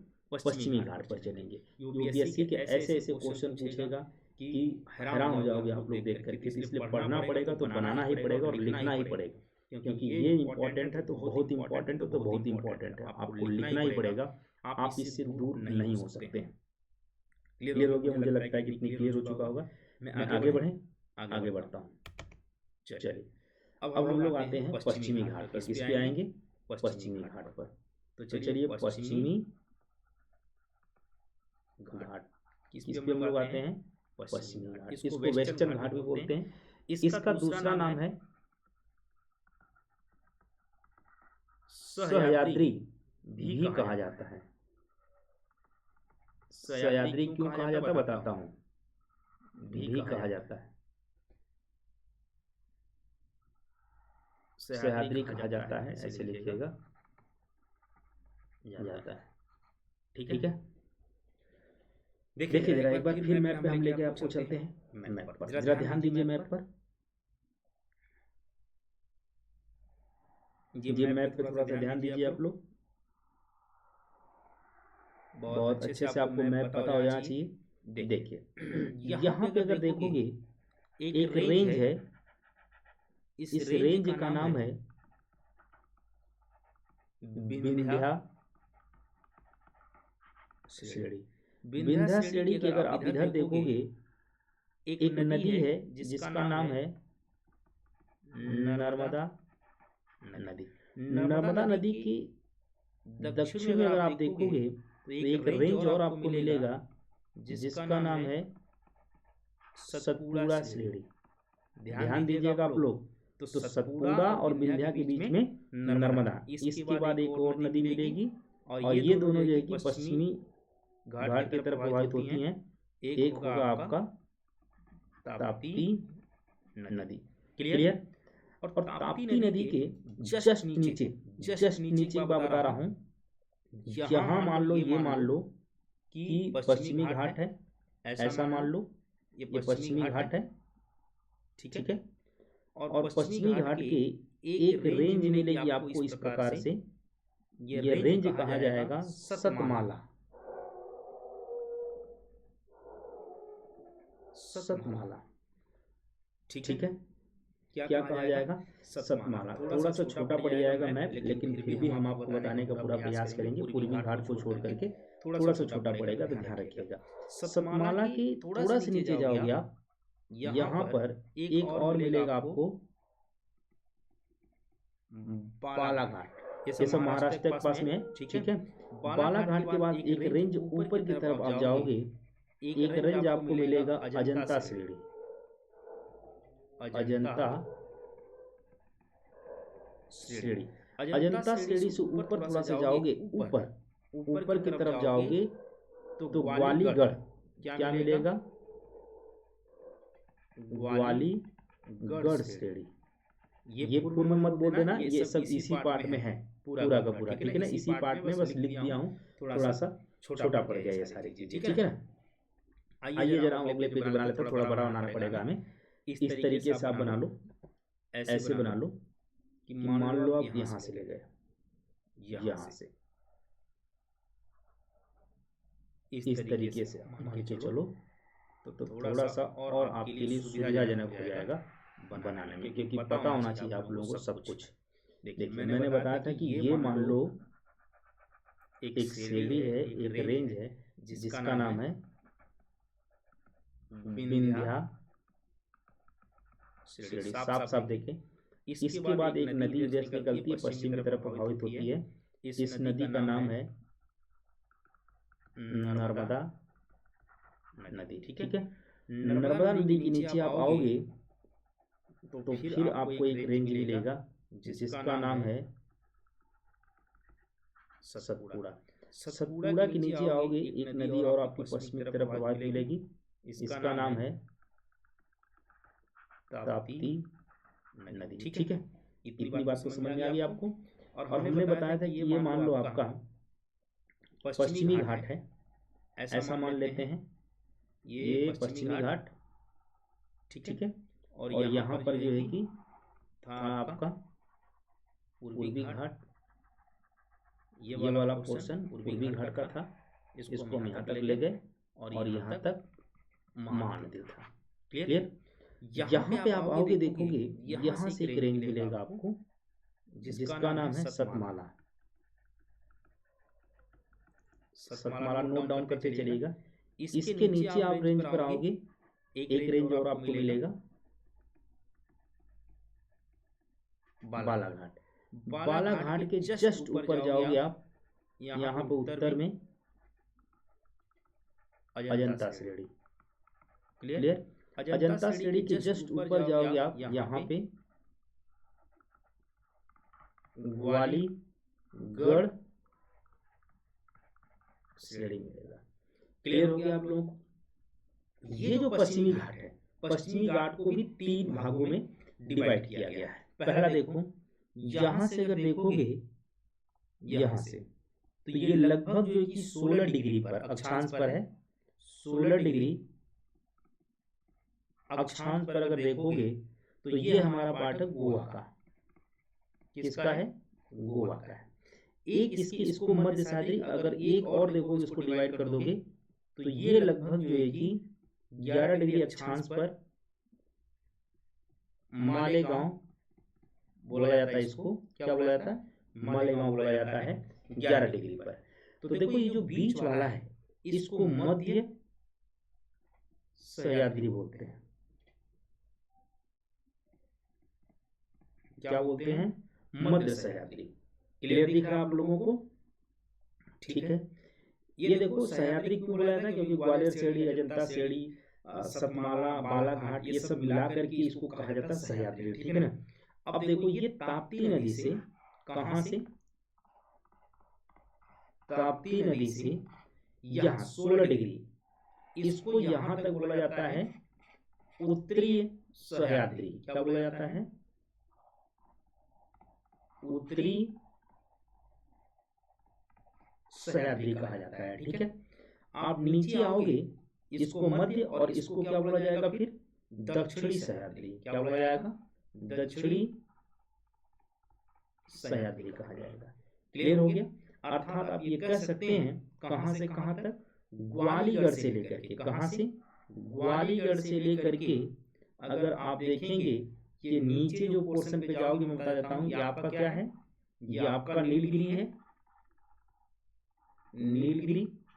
और नीलगिरी के बाद जाओगे यहाँ पर, अगर जाओगे आप देखोगे तो यहाँ पर एक और मिलेगा अन्नामलाई। क्या मिलेगा, यहाँ लिख देता हूँ,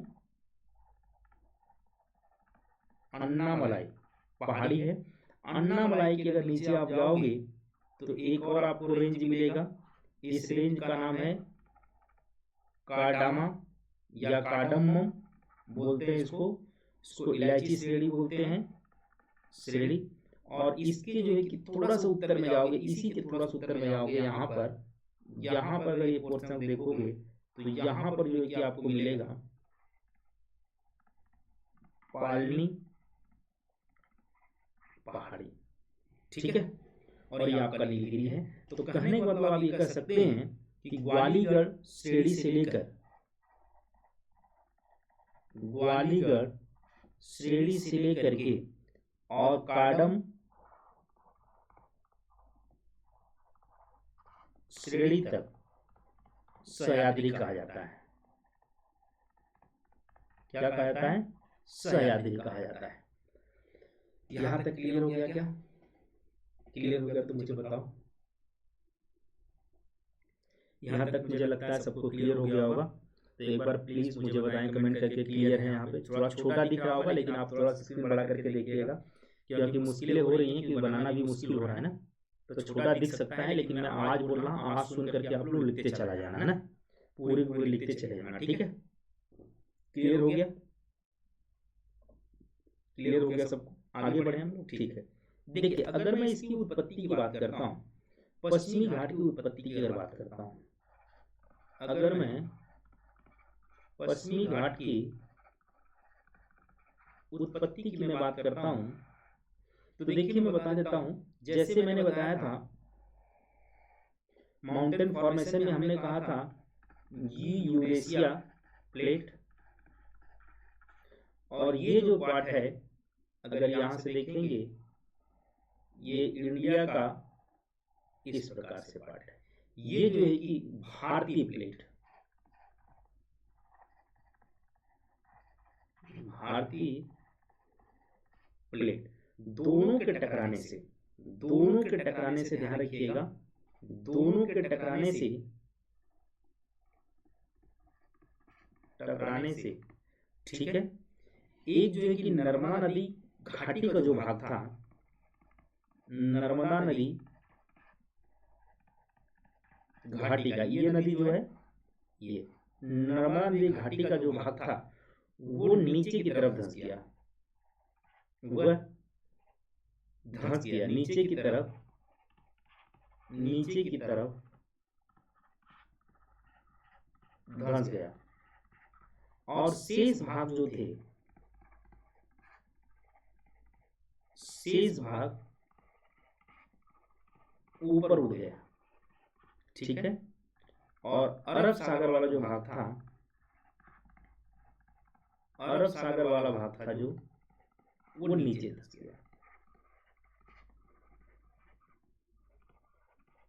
अर्थात अब ये कह सकते हैं, जैसे मान लो ये अरब की प्लेट है और ये जो है कि इंडिया की प्लेट है, तो जो इसका जो ये वाला भाग था, ये वाला तुरंत नीचे धंस गया। अर्थात इस प्रकार से देखोगे ये ऐसे धंस करके इंडिया वाला भाग जो कि ऐसे ऊपर की तरफ चला गया। इसको बोलते हैं 45 डिग्री पर, 45 डिग्री पर एक कंगार बना। क्या बना, कंगार। कंगार मतलब ढाल, ढाल मतलब तीव्र ढाल, तीव्र ढाल बना। यही कारण है कि यहाँ पे जो नदियां आती हैं गिरती बहुत तीव्र ढाल के साथ में गिरती है, ठीक है। कंगार बन गया, यहाँ पे तीव्र ढाल बन गया, जिसकी वजह से यहाँ पे डेल्टा का निर्माण नहीं होता है, ठीक है। अब इसको लिखेंगे कैसे, चलिए नोट करके लिखते हैं हम लोग। इसको लिखेंगे कैसे, नोट करके लिखें सभी लोग, नोट करके, नोट करके क्या लिखेंगे, जब भारतीय प्लेट, जब भारतीय प्लेट यूरेशिया प्लेट से टकराई, से टकराई तब भारतीय प्रायद्वीप या प्रायद्वीपीय पठार का पश्चिमी किनारा ऊपर की तरफ क्या हो गया, उठ गया और अरब सागर का भाग नीचे की ओर धंस गया। क्लियर। परिणाम स्वरूप क्या हुआ, परिणाम स्वरूप पश्चिमी किनारा एक ऊंची कंगार के रूप में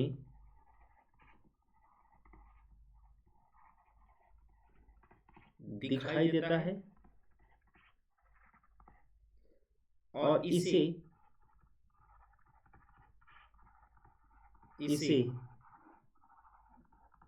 पश्चिमी घाट कहते हैं। इसे क्या कहते हैं, पश्चिमी घाट कहते हैं। क्लियर हो गया ना। यह एक, नोट करके लिखिएगा, यह एक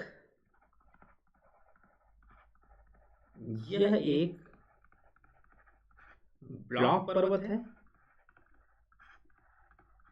ठीक है, अर्थात ये किससे बना हुआ है, भ्रंश से निर्मित है। क्लियर।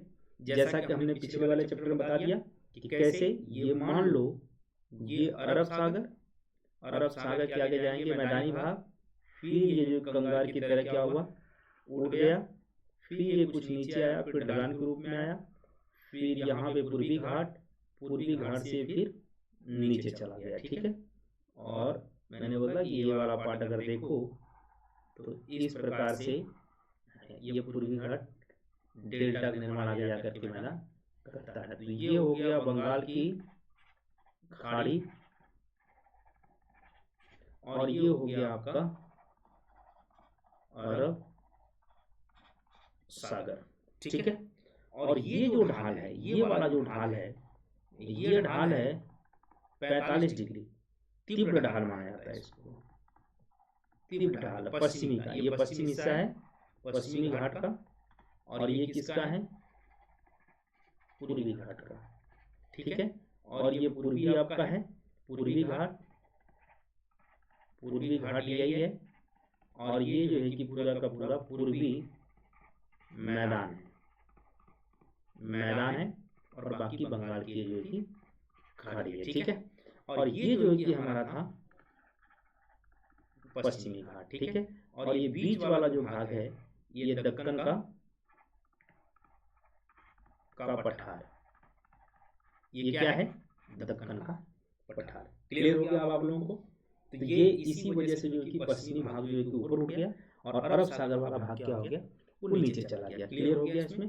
आइए जरा हम लोग इस पर नोट पॉइंट करके लिख लेते हैं। जरा नोट पॉइंट करके हम लोग लिखने का प्रयास करते हैं। पहला नोट पॉइंट, कुछ इन्फॉर्मेशन लिख लेते हैं हम लोग। है पहला,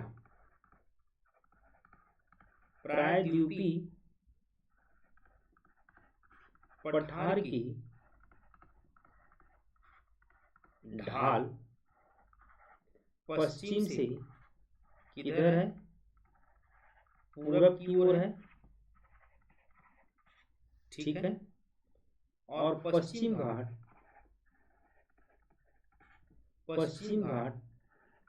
पश्चिम किनारे पर, पश्चिम किनारे की ढाल 45 डिग्री कंगार मतलब खड़ा या तीव्र ढाल बोलते हैं इसको, है तीव्र ढाल, और तथा पश्चिम की ओर नदियां तेजी से गिरती हैं, अर्थात तीव्र रूप से गिरती हैं। ठीक है। और इनका वेग, इन नदियों का वेग, इन नदियों का वेग जो है, गति बहुत तेज है, जिससे वी आकार की घाटी का निर्माण करती हैं। क्लियर। और यहाँ पर अवसाद की कमी है, अवसाद की कमी है, जब भी यहाँ पे मैदानी क्षेत्र नहीं जा रहा है।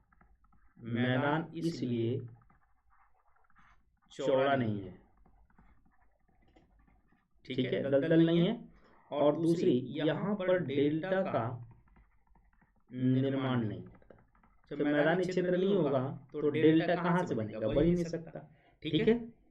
क्योंकि नदी का योगदान, लिख लीजिएगा, क्योंकि नदी का योगदान कम तथा सागर का योगदान ज्यादा होने के कारण इसे क्या कहा जाता है, एस्चुरी बनाती है।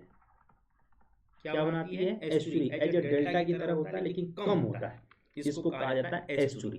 क्योंकि डेल्टा का निर्माण नदियों के द्वारा होता है, लेकिन यहाँ पे नदी का योगदान कम, क्योंकि वो तीव्र ढाल के रूप में होती है, वो जाकर के गिर जाती हैं। तो यहाँ पे जो सागर का योगदान है, उसके कारण से यहाँ पे थोड़ा बहुत डेल्टाई क्षेत्र पड़ता है। एज ए डेल्टा के रूप में होता है, लेकिन डेल्टा होता नहीं है, तो उसको एस्चुरी कहा जाता है, एस्चुरी बनाती है। क्लियर हो गया इतनी बात सबको। चलिए, और तीसरी बात यहाँ पे देखते हैं, जब आप सोचो कि अवसाद जमा नहीं होंगे, तो आप एक बात सोचो, पश्चिमी घाट पर, आगे मैं बताता हूं, चलिए आगे वाले पेज पे चलो। पश्चिमी तट पर,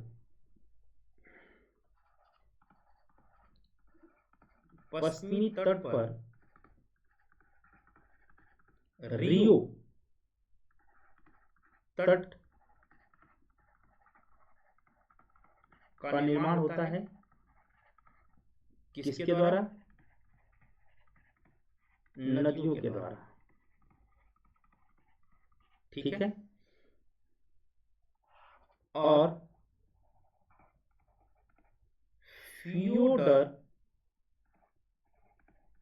तट, क्या बोलते हैं इसको, फ्योडर तट, अर्थात ग्लेशियर से होता है।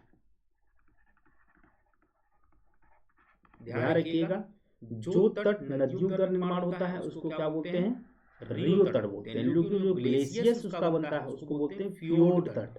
क्या बोलते हैं, तो यहाँ पे फ्योर्ड तट नहीं है, कोई ग्लेशियर नहीं पाया जाता है। ठीक है। तो पश्चिम घाट पे फ्योर्ड तट नहीं है, और फ्योर्ड तट हमेशा बनता है ग्लेशियर से बनता है, जबकि रियो तट का निर्माण होता है नदियों के द्वारा। ठीक है। तो पश्चिमी घाट पे जो रियो तट का निर्माण हुआ, किससे हुआ है, नदियों के द्वारा होता है। ठीक है। चलिए, अगली पॉइंट हम लोग देख लेते हैं। यहाँ पे जो प्राकृतिक बंदरगाह है, प्राकृतिक बंदरगाह अवसाद की कमी के कारण बना है। अगर अवसाद होता तो वहां पे कीचड़ मिलती आपको, लेकिन वहां पे ऐसा कुछ नहीं है, एकदम बिल्कुल कोई अवसाद नहीं है। नदियों के द्वारा ज्यादा अवसाद नहीं रहता, वो डायरेक्ट तीव्र ढाल होने जाते हैं और अरब सागर में गिर जाती हैं। इसलिए यहाँ पे प्राकृतिक बंदरगाह है। ठीक है ना, समझ गया यहाँ पे। ठीक है, प्राकृतिक बंदरगाह पाए जाते हैं। एक लास्ट पॉइंट लिखो, पश्चिमी घाट से पूर्व की ओर जाने वाली नदियां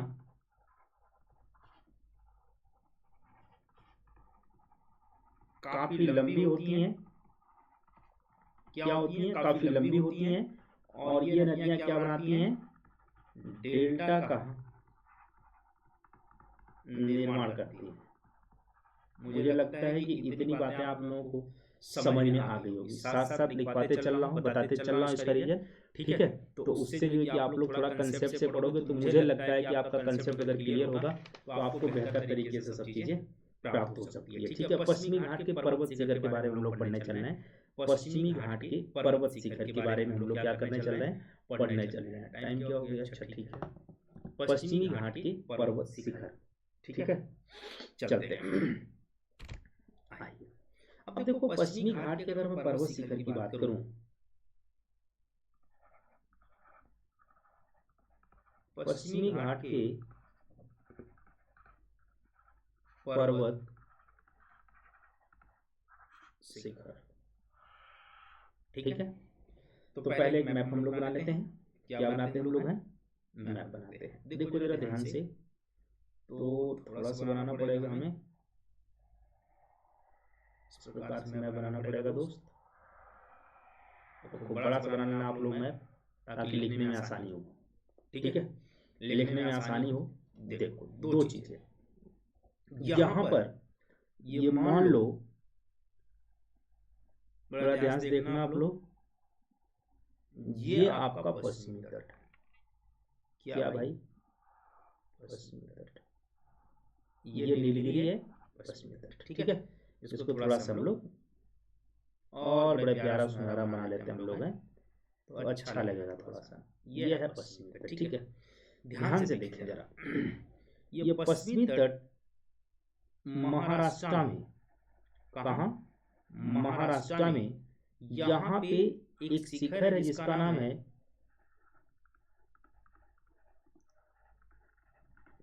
कलसुबाई चोटी। ये कहाँ का है भैया, महाराष्ट्र की, ठीक है। और यहाँ पर हमने बताया था एक रेंज है, इस रेंज का नाम आप लोग सभी लोग जानते हैं, जो अभी मैं पिछली बार बताया आप लोगों को। फिर एक दूसरा रेंज बताया था मैंने, उसका भी आप नाम जानते हो सभी लोग, ठीक है। इसके बाद हमने तीसरी रेंज के बारे में बताया था, यहाँ पे बहुत जिसको सह्याद्री बोला जाता था, ये भी एक रेंज है।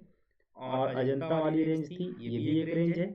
और बालाघाट वाली रेंज थी, ये भी एक रेंज है, ठीक है। यह रेंज हमने पिछले चैप्टर में बता चुका हूँ, ठीक है। देखिए जरा ध्यान से, यहाँ पर ये जो कलसुबाई है, कलसुबाई के पास इसको कहा जाता है हरिश्चंद्र, क्या कहा जाता है,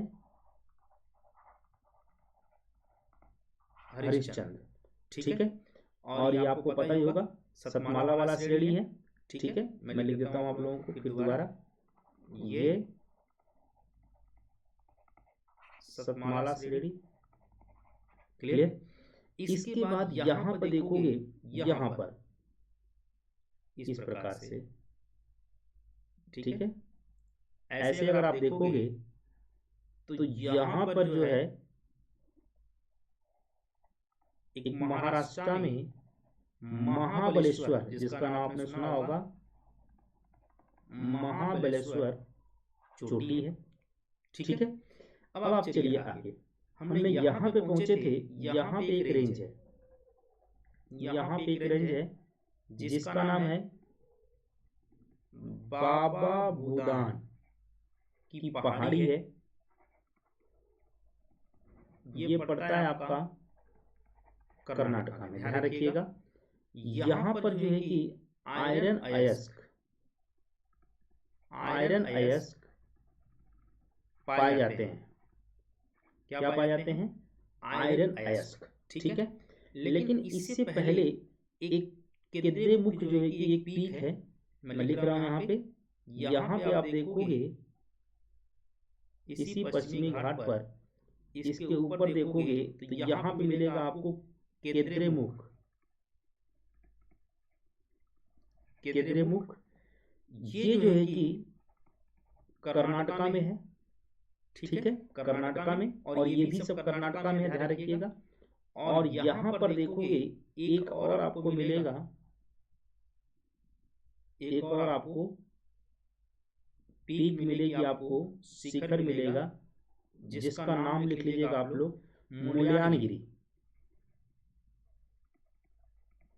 मुल्यान गिरी। ये भी कहाँ है, कर्नाटका में, ठीक है।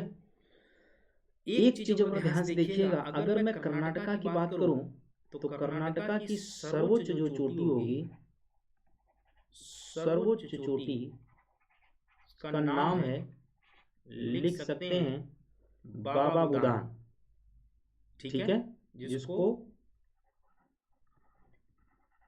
मुल्यान गिरी, और ये केद्रेमुख है। कितना है? केद्रेमुख की है। अर्थात बाबा बुदान की जो सर्वोच्च चोटी है, बाबा बुदान मुल्यानगिरी, ठीक है ना, मुल्यानगिरी बाबा बुदान की है, ठीक है। और सेकंड नंबर पर ये पाई जाती है। अगर आपको लिखना है तो सेकंड नंबर पर कौन सी भैया है? केद्रेमुख, या कुद्रेमुख भी इसे कहा जाता है, कुद्रेमुख भी, ठीक है। और ये जो है कि पश्चिमी घाट आप जानते ही हो, पश्चिमी घाट का है। अब आइए नीचे चलते हैं। यहाँ पर आपको एक पीक मिलेगा नीलगिरी में, जिसको कहा जाता है नीलगिरी की सबसे सर्वोच्च चोटी। यहाँ लेता हूं दोदा बेटा, ये नीलगिरी की सर्वोच्च चोटी है। क्लियर? ये अप्रोक्स 2637 मीटर है नीलगिरी की। ध्यान रखिएगा, ये नीलगिरी कहाँ है? तमिलनाडु में। ये जो मिलेगा आपको नीलगिरी दोगा बेटा, तमिलनाडु में। कहाँ मिलेगा ये? तमिलनाडु में। क्लियर हो गया? अब आइए देखते हैं, इसके नीचे आओगे आप, इसके नीचे एक और आपको मिलेगी चोटी, जिसका नाम है अन्ना मलाई। अन्ना मलाई पहाड़ी है, ठीक है। और इसी के नीचे इधर आओगे तो आपको पालनी, जो मैंने बताया था, पालनी। और इसी के नीचे आओगे तो एक और आपको मिलेगा पहाड़ी के रूप में, जिसका नाम है कार्डाम, कार्डमाम बोलते हैं इसको, पहाड़ी। अब आपको ध्यान रखना है, इसको इलायची पहाड़ी भी कहते हैं, इलायची पहाड़ी भी कहा जाता है, ठीक है। और यहीं पे नीचे है एकदम, बिल्कुल ध्यान रखिएगा, यहीं पर नीचे है महेंद्रगिरी, महेंद्रगिरी। क्या है? महेंद्रगिरी, जो दक्षिण के सबसे अंत में है, ठीक है, जो दक्षिण के सबसे अंत में है। लेकिन आप नीलगिरी की बात करोगे, कहाँ पे है भैया? तो ये आपका तमिलनाडु में भी है, और प्लस केरल में भी है, और प्लस जो है कि कर्नाटका में भी है महेंद्रगिरी। लेकिन वहीं पर तमिलनाडु में जो इसकी है चोटी, दोदा बेटा, सबसे ऊंची चोटी है, ठीक है। अब अगर पूरे इसकी बात करूं मैं, पूरे पश्चिम घाट की अगर मैं बात करूं, तो अन्नामुदी जो है, क्या है? अन्नामुदी। ये जो है अन्नामुदी है, अन्नामलाई नहीं है, अन्नामुदी। अन्नामुदी जो है, ये जो है कि पश्चिमी घाट की या दक्षिण भारत की सर्वोच्च शिखर है, सर्वोच्च शिखर है। ध्यान रखिएगा, यह है 2695 मीटर, दक्षिण भारत की सर्वोच्च शिखर है। इतनी क्लियर हो गया सबको? बताओ जरा, यहाँ तक क्लियर हो गया आप लोगों को? ठीक है। ये सारे महाराष्ट्र में पढ़ेंगे, ध्यान रखिएगा। ये जो ऊपर वाले हमने बताया था सारे महाराष्ट्र में है, सारे महाराष्ट्र में है, तो यहाँ पे घबराना नहीं है पूरा का पूरा। इसके बाद कर्नाटका, केरल, और जो है कि तमिलनाडु, केरल, ठीक है। और ये साउथ में पड़ेगा, तमिलनाडु में महेंद्रगिरी, पालवेल, ठीक है ना। इतना समझ में आ गया सबको? अगर आ गया तो मुझे बताओ, ठीक है। अब आइए देखिए जरा ध्यान से देखते चलो। ये मान लो हमने कहा कि ये सपोज दैट, मान लो कि ये दक्षिण का भाग है और ये पूर्व का भाग है, ऐसे मान लिया। अब स्वाभाविक बात है कि इस तरीके से अगर आप देखे होंगे, इस तरीके से, तो यहाँ पे अरब सागर से जो मानसून जाता है, तो इस वाले पश्चिमी घाट से टकराएगा। तो पश्चिमी घाट के टकराने की वजह से बारिश जो सबसे ज्यादा होगा वो किस क्षेत्र में होगा? पश्चिमी घाट के इस वाले क्षेत्र में होगा। लेकिन इस वाले क्षेत्र में कम बरसात पहुंच पाता है, इसलिए उसको बोला जाता है छाया वृष्टि। क्या बोला जाता है? छाया वृष्टि। छाया वृष्टि बोला जाता है। क्या बोला जाता है? छाया वृष्टि बोला जाता है। चलो इसको लिख लेते हैं हम लोग, यहाँ पे नोट करके लिखिए जरा आप लोग सभी लोग, नोट करके जरा इस बात को लिखिए आप लोग, नोट करके। ठीक है, आप लोग लिख रहे हैं ना? लिखिएगा मानसून के कारण पश्चिमी घाट के पश्चिम किनारे पर बारिश करती है या अधिक होती है, जबकि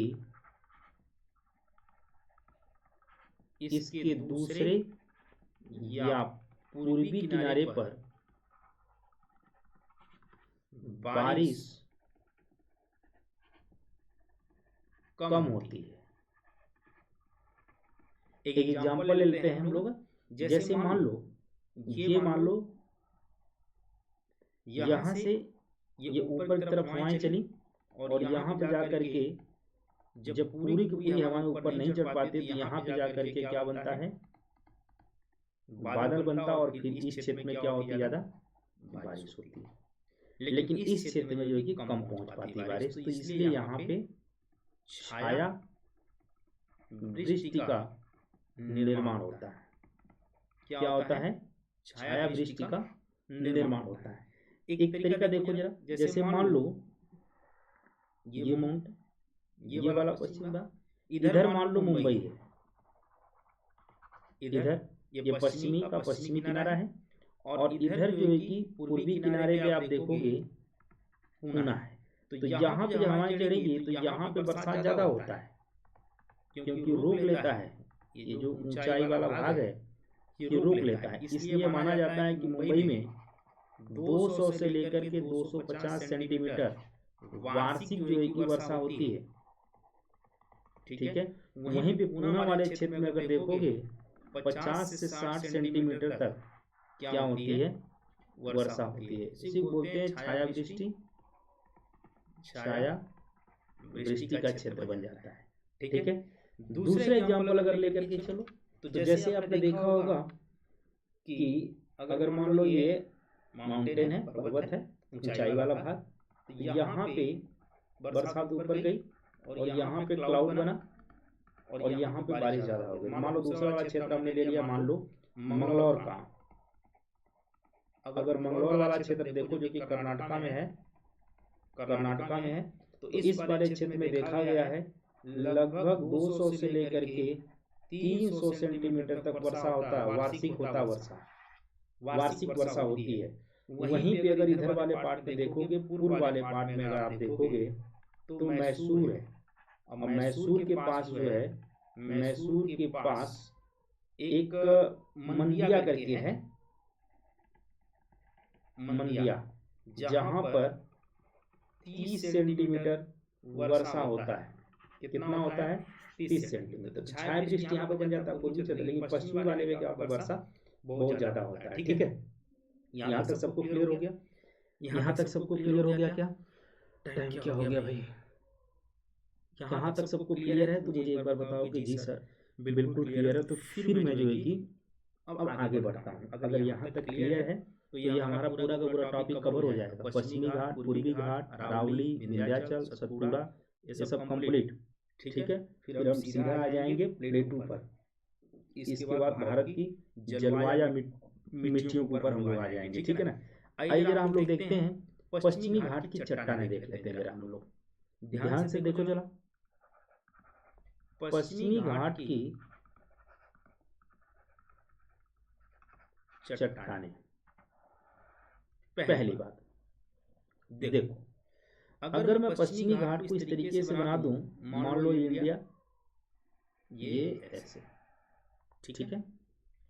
और हमने ये पश्चिमी घाट का किनारा बनाया था इस तरीके से, ठीक है। और इसको दो भागों में से बांट दो। 16 डिग्री जो हमने बताया था गोवा, इधर वाले पार्ट को क्या कहा गया था? उत्तरी सह्याद्री कहा गया था। इधर वाले पार्ट को क्या कहा गया था? दक्षिणी सह्याद्री। अब आप देखे होंगे कि जब पृथ्वी, जैसे मान लो कि जब मान लो कि अफ्रीका जो है कि अफ्रीका से भारत जो है कि क्या हुआ था, मतलब हट करके जब अलग हुआ था, टूट करके जब अलग हुआ था, तो उसमें आर्कियन की चट्टानें और धारवाड़ करके चट्टानें जो है कि यहाँ पे पाई गई थी। तो यहाँ पर जो है कि दक्षिणी सह्याद्री में क्या होता है कि आर्कियन क्रम की चट्टानें, लिख लीजिएगा, आर्कियन क्रम की चट्टानें पाई जाती हैं, प्लस धारवाड़ क्रम की चट्टानें पाई जाती हैं, ठीक है। लेकिन वहीं पे देखा जाए, अगर इधर वाले भाग पे आप देखोगे जहाँ पे दक्कन का प्लेटू है, क्योंकि यहाँ पे ज्वालामुखी का उद्गम हुआ था, तो यहाँ पे बेसाल्ट की चट्टानें पाई जाती हैं। काली मिट्टी यहाँ पे मिलती है, ध्यान रखिए, काली मिट्टी। और यहाँ पे कपास की खेती बड़ी अच्छी होती है, कपास की खेती बड़ी अच्छी की जाती है, ठीक है। क्लियर हो गया सबको? ठीक है।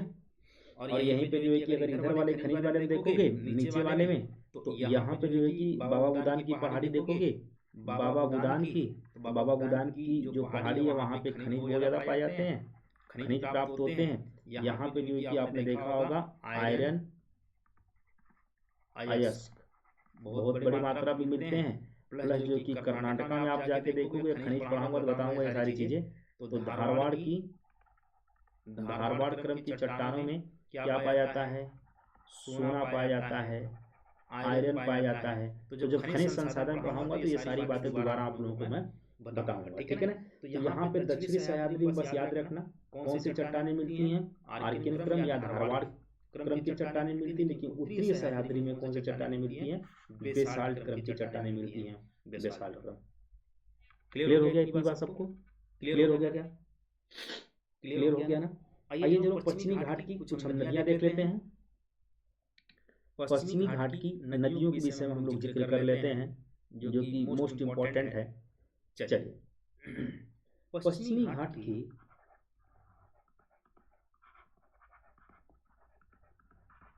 नदियां अगर मैं इस प्रकार से बना दूं, मैप आप लोग थोड़ा बनाने का प्रयास करिएगा। जब तक मैप नहीं बनाओगे कुछ नहीं होने वाला है, ठीक है। तो यहाँ पर अगर आप देखोगे पश्चिमी घाट, ठीक है। चल, यहाँ पे जो है कि आप देखें थे महाराष्ट्र में नासिक है, नासिक से एक नदी का उद्गम बताया था, तंबेक नामक से हुआ था, जिसका नाम था गोदावरी। नदियां जाके आप लोग पढ़ लीजिएगा मेरा, त्रंबक, ये है महाराष्ट्र में, ठीक है। इसके बाद आप देखोगे महाराष्ट्र में ही यहाँ पर महाबलेश्वर पर्वत है,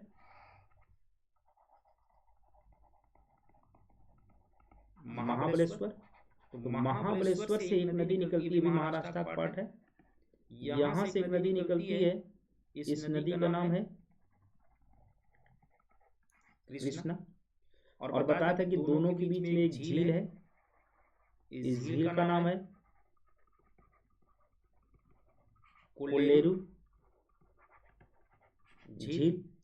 और यहाँ पर जो है कि एक शिखर है जिसका नाम है ब्रह्मगिरी। ब्रह्मगिरी को दूसरा नाम दिया जाता है ताल कावेरी। क्या कहा जाता है? ताल कावेरी भी कहा जाता है, जो कि this is the part of the Karnataka, this is the part of the Karnataka, ठीक है, कर्नाटका में है। और यहीं पर जो है कि एक नदी उद्गम होती है, एक छोटी सी नदी आती है और पश्चिमी की तरफ मूव करती है, इसका नाम है इसका नाम है, इस नदी का नाम है शरावती नदी, और इसी शरावती नदी पर जोंग बांध बना हुआ है। जोंग बांध या जोंग झरना भी है, या आप इसको कहते हैं प्रपात। प्रपात है, और ये ऊंचाई बहुत अधिक इसकी है। पूरे भारत में इसकी ऊंचाई, सबसे ऊंचाई स्थान पे जोग बांध बना हुआ, जोग झरना बना हुआ है, ठीक है, प्रपात है ये, ठीक है।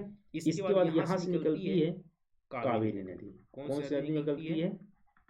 कावेरी नदी। तो नदियों में हमने पढ़ाया था, तो नदी वाला लेक्चर जो है जाकर के देख लीजिएगा, तो यहाँ से भी ये क्या हो जाएगा, आपका कंप्लीट हो जाएगा। आई थिंक कि इतनी बातें आप लोगों को समझ में आ गई होगी।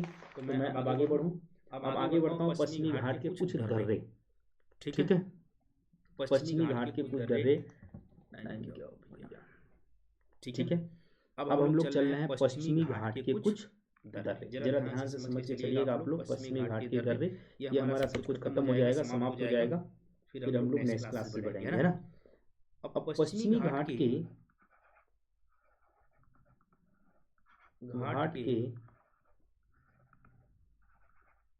दर्रे,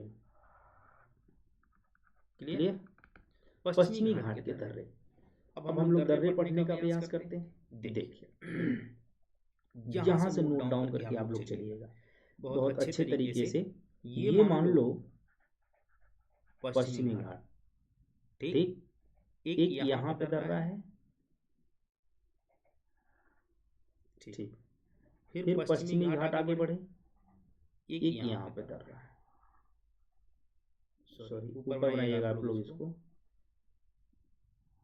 ठीक है, नीचे इसको बना दीजिएगा। और फिर जब आगे बढ़ेंगे तो ये काफी दूर तक जाने के बाद एक और दर्रा मिलेगा, ठीक है। फिर आगे जाओगे एक और दर्रा मिलेगा। ध्यान से समझिएगा सभी लोग, बहुत इंटरेस्टिंग टॉपिक है, ठीक है ना। तो कितने दर्रे हो गए? 4। चलिए, बहुत बढ़िया चीज है।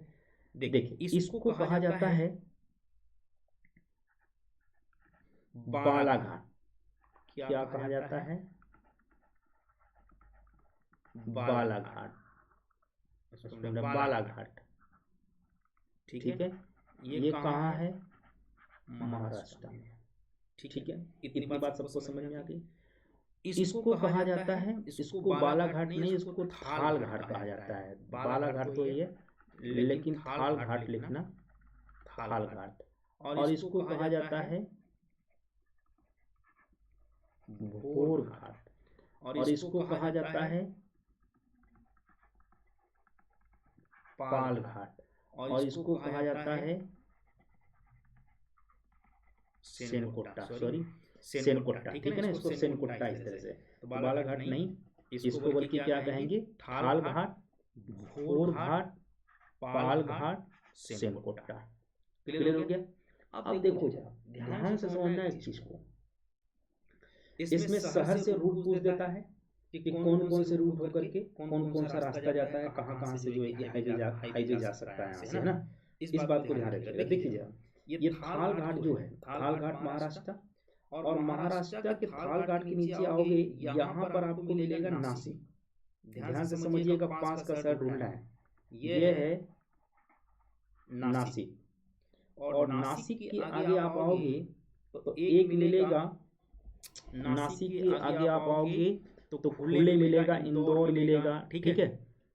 खुले भी बोलते हैं इसको, हैं, या इंदौर लिखो, इंदौर भी है। इंदौर के आगे आगरा, आगरा के आगे दिल्ली, ठीक है। और इस जो घाट है थाल घाट में, इसके पास है आपका मुंबई, और मुंबई, और इधर आप आओगे, इधर देखोगे थाड़े है। क्लियर? मुंबई थाड़े। अब बताओ, अगर इस घाट से होकर जाना पड़ेगा तो इस घाट से होकर के नासिक पहुंचेगा कि इस घाट से पहुंचेंगे? तो ये जो मुंबई वाला घाट है, यहाँ से आप थाड़े भी पहुंच सकते हैं, और यहाँ से आप होते हुए ये जो घाट बना हुआ है, दर्रा बना हुआ है, और यहाँ से होकर के नासिक, और नासिक से होकर के इंदौर भी जा सकते हैं, और इंदौर से होकर के आगरा भी जा सकते हैं, और आगरा से होकर कहाँ जा सकते हैं? दिल्ली की तरफ जा सकते हैं।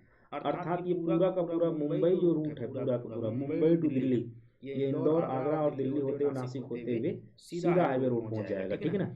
अब आइए देखिए जरा दूसरी बात कि यहाँ पे भोर घाट के पास, भोर घाट के पास यहाँ पे देखोगे पूना है, पूना के बाद है यहाँ पे बेलगांव, बेलगांव के बाद है बंगलुरु, बंगलुरु के बाद है चेन्नई।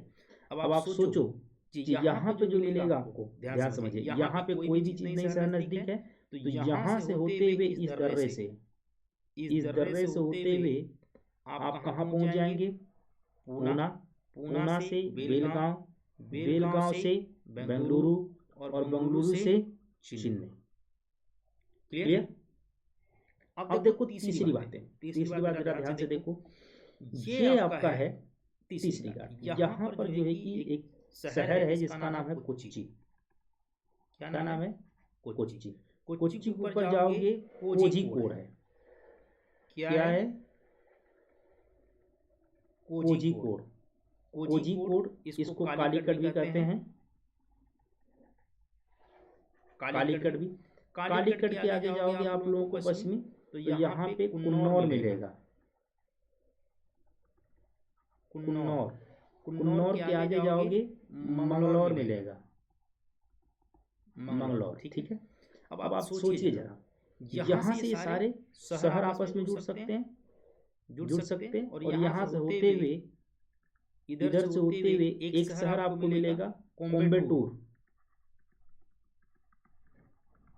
कोयम्बटूर, और कोयम्बटूर से होकर के आप कोयम्बटूर में जाकर के आप क्या कर सकते हैं? मिल सकते हैं। क्लियर। अब एक चीज सोचो, यहाँ से आगे जाओगे, यहाँ पे इस सेनकुट्टो के पास में तिरुवनंतपुरम है, तिरुवनंतपुरम, और तिरुवनंतपुरम यहाँ से निकलोगे आप इस घाट से होकर के, तो यहाँ पे आप देखोगे मदुरई है। मदुरई के बाद देखोगे यहाँ पे सियाकाशी है, ये सियाकाशी बोलते हैं, सियाकाशी। सियाकाशी से फिर चेन्नई पहुंच सकते हैं। अर्थात यहाँ से आप तिरुपुरम आएंगे, और यहाँ से होकर के फिर आप जो है कि मदुरई आ सकते हैं, मदुरई से यहाँ, यहाँ से होकर के फिर चेन्नई जा सकते हैं। क्लियर। तो ये जो है कि शहर को जोड़ता है एक दूसरे शहर को। ठीक है। कौन कौन से शहर को जोड़ता है, ध्यान। अब एक चीज बहुत इंपॉर्टेंट इसमें है, ये जो मंगलौर है, देखो जरा ध्यान से, मंगलौर और मुंबई, यहाँ से लेकर के यहाँ तक एक रेलवे लाइन बिछाई गई है।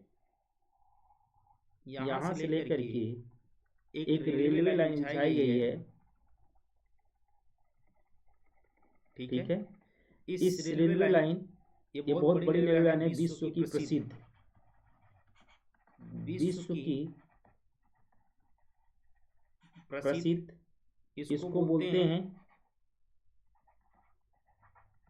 Konkan railway line. ठीक है। यहाँ से मंगलौर सीधा मुंबई से बहुत मतलब ये प्रसिद्ध रेलवे लाइन है। यहाँ से सीधा मंगलौर आ सकते हैं, मंगलौर से सीधा इधर से होते हुए सेनकुट्टम से होकर के चेन्नई पहुंच सकते हैं इधर से। फिर चेन्नई से अगर आपको पहुंचना पड़ेगा तो दिल्ली का रास्ता पहुंच सकते हैं आप। ठीक है। कहने का मतलब आप किसी भी घाट से आप आओगे, आप पहुंच सकते हैं दिल्ली। ठीक है ना। इतना सारी चीजें रही इसमें, मुझे लगता है कि आप लोगों को समझ में आ गया होगा सारी चीजें।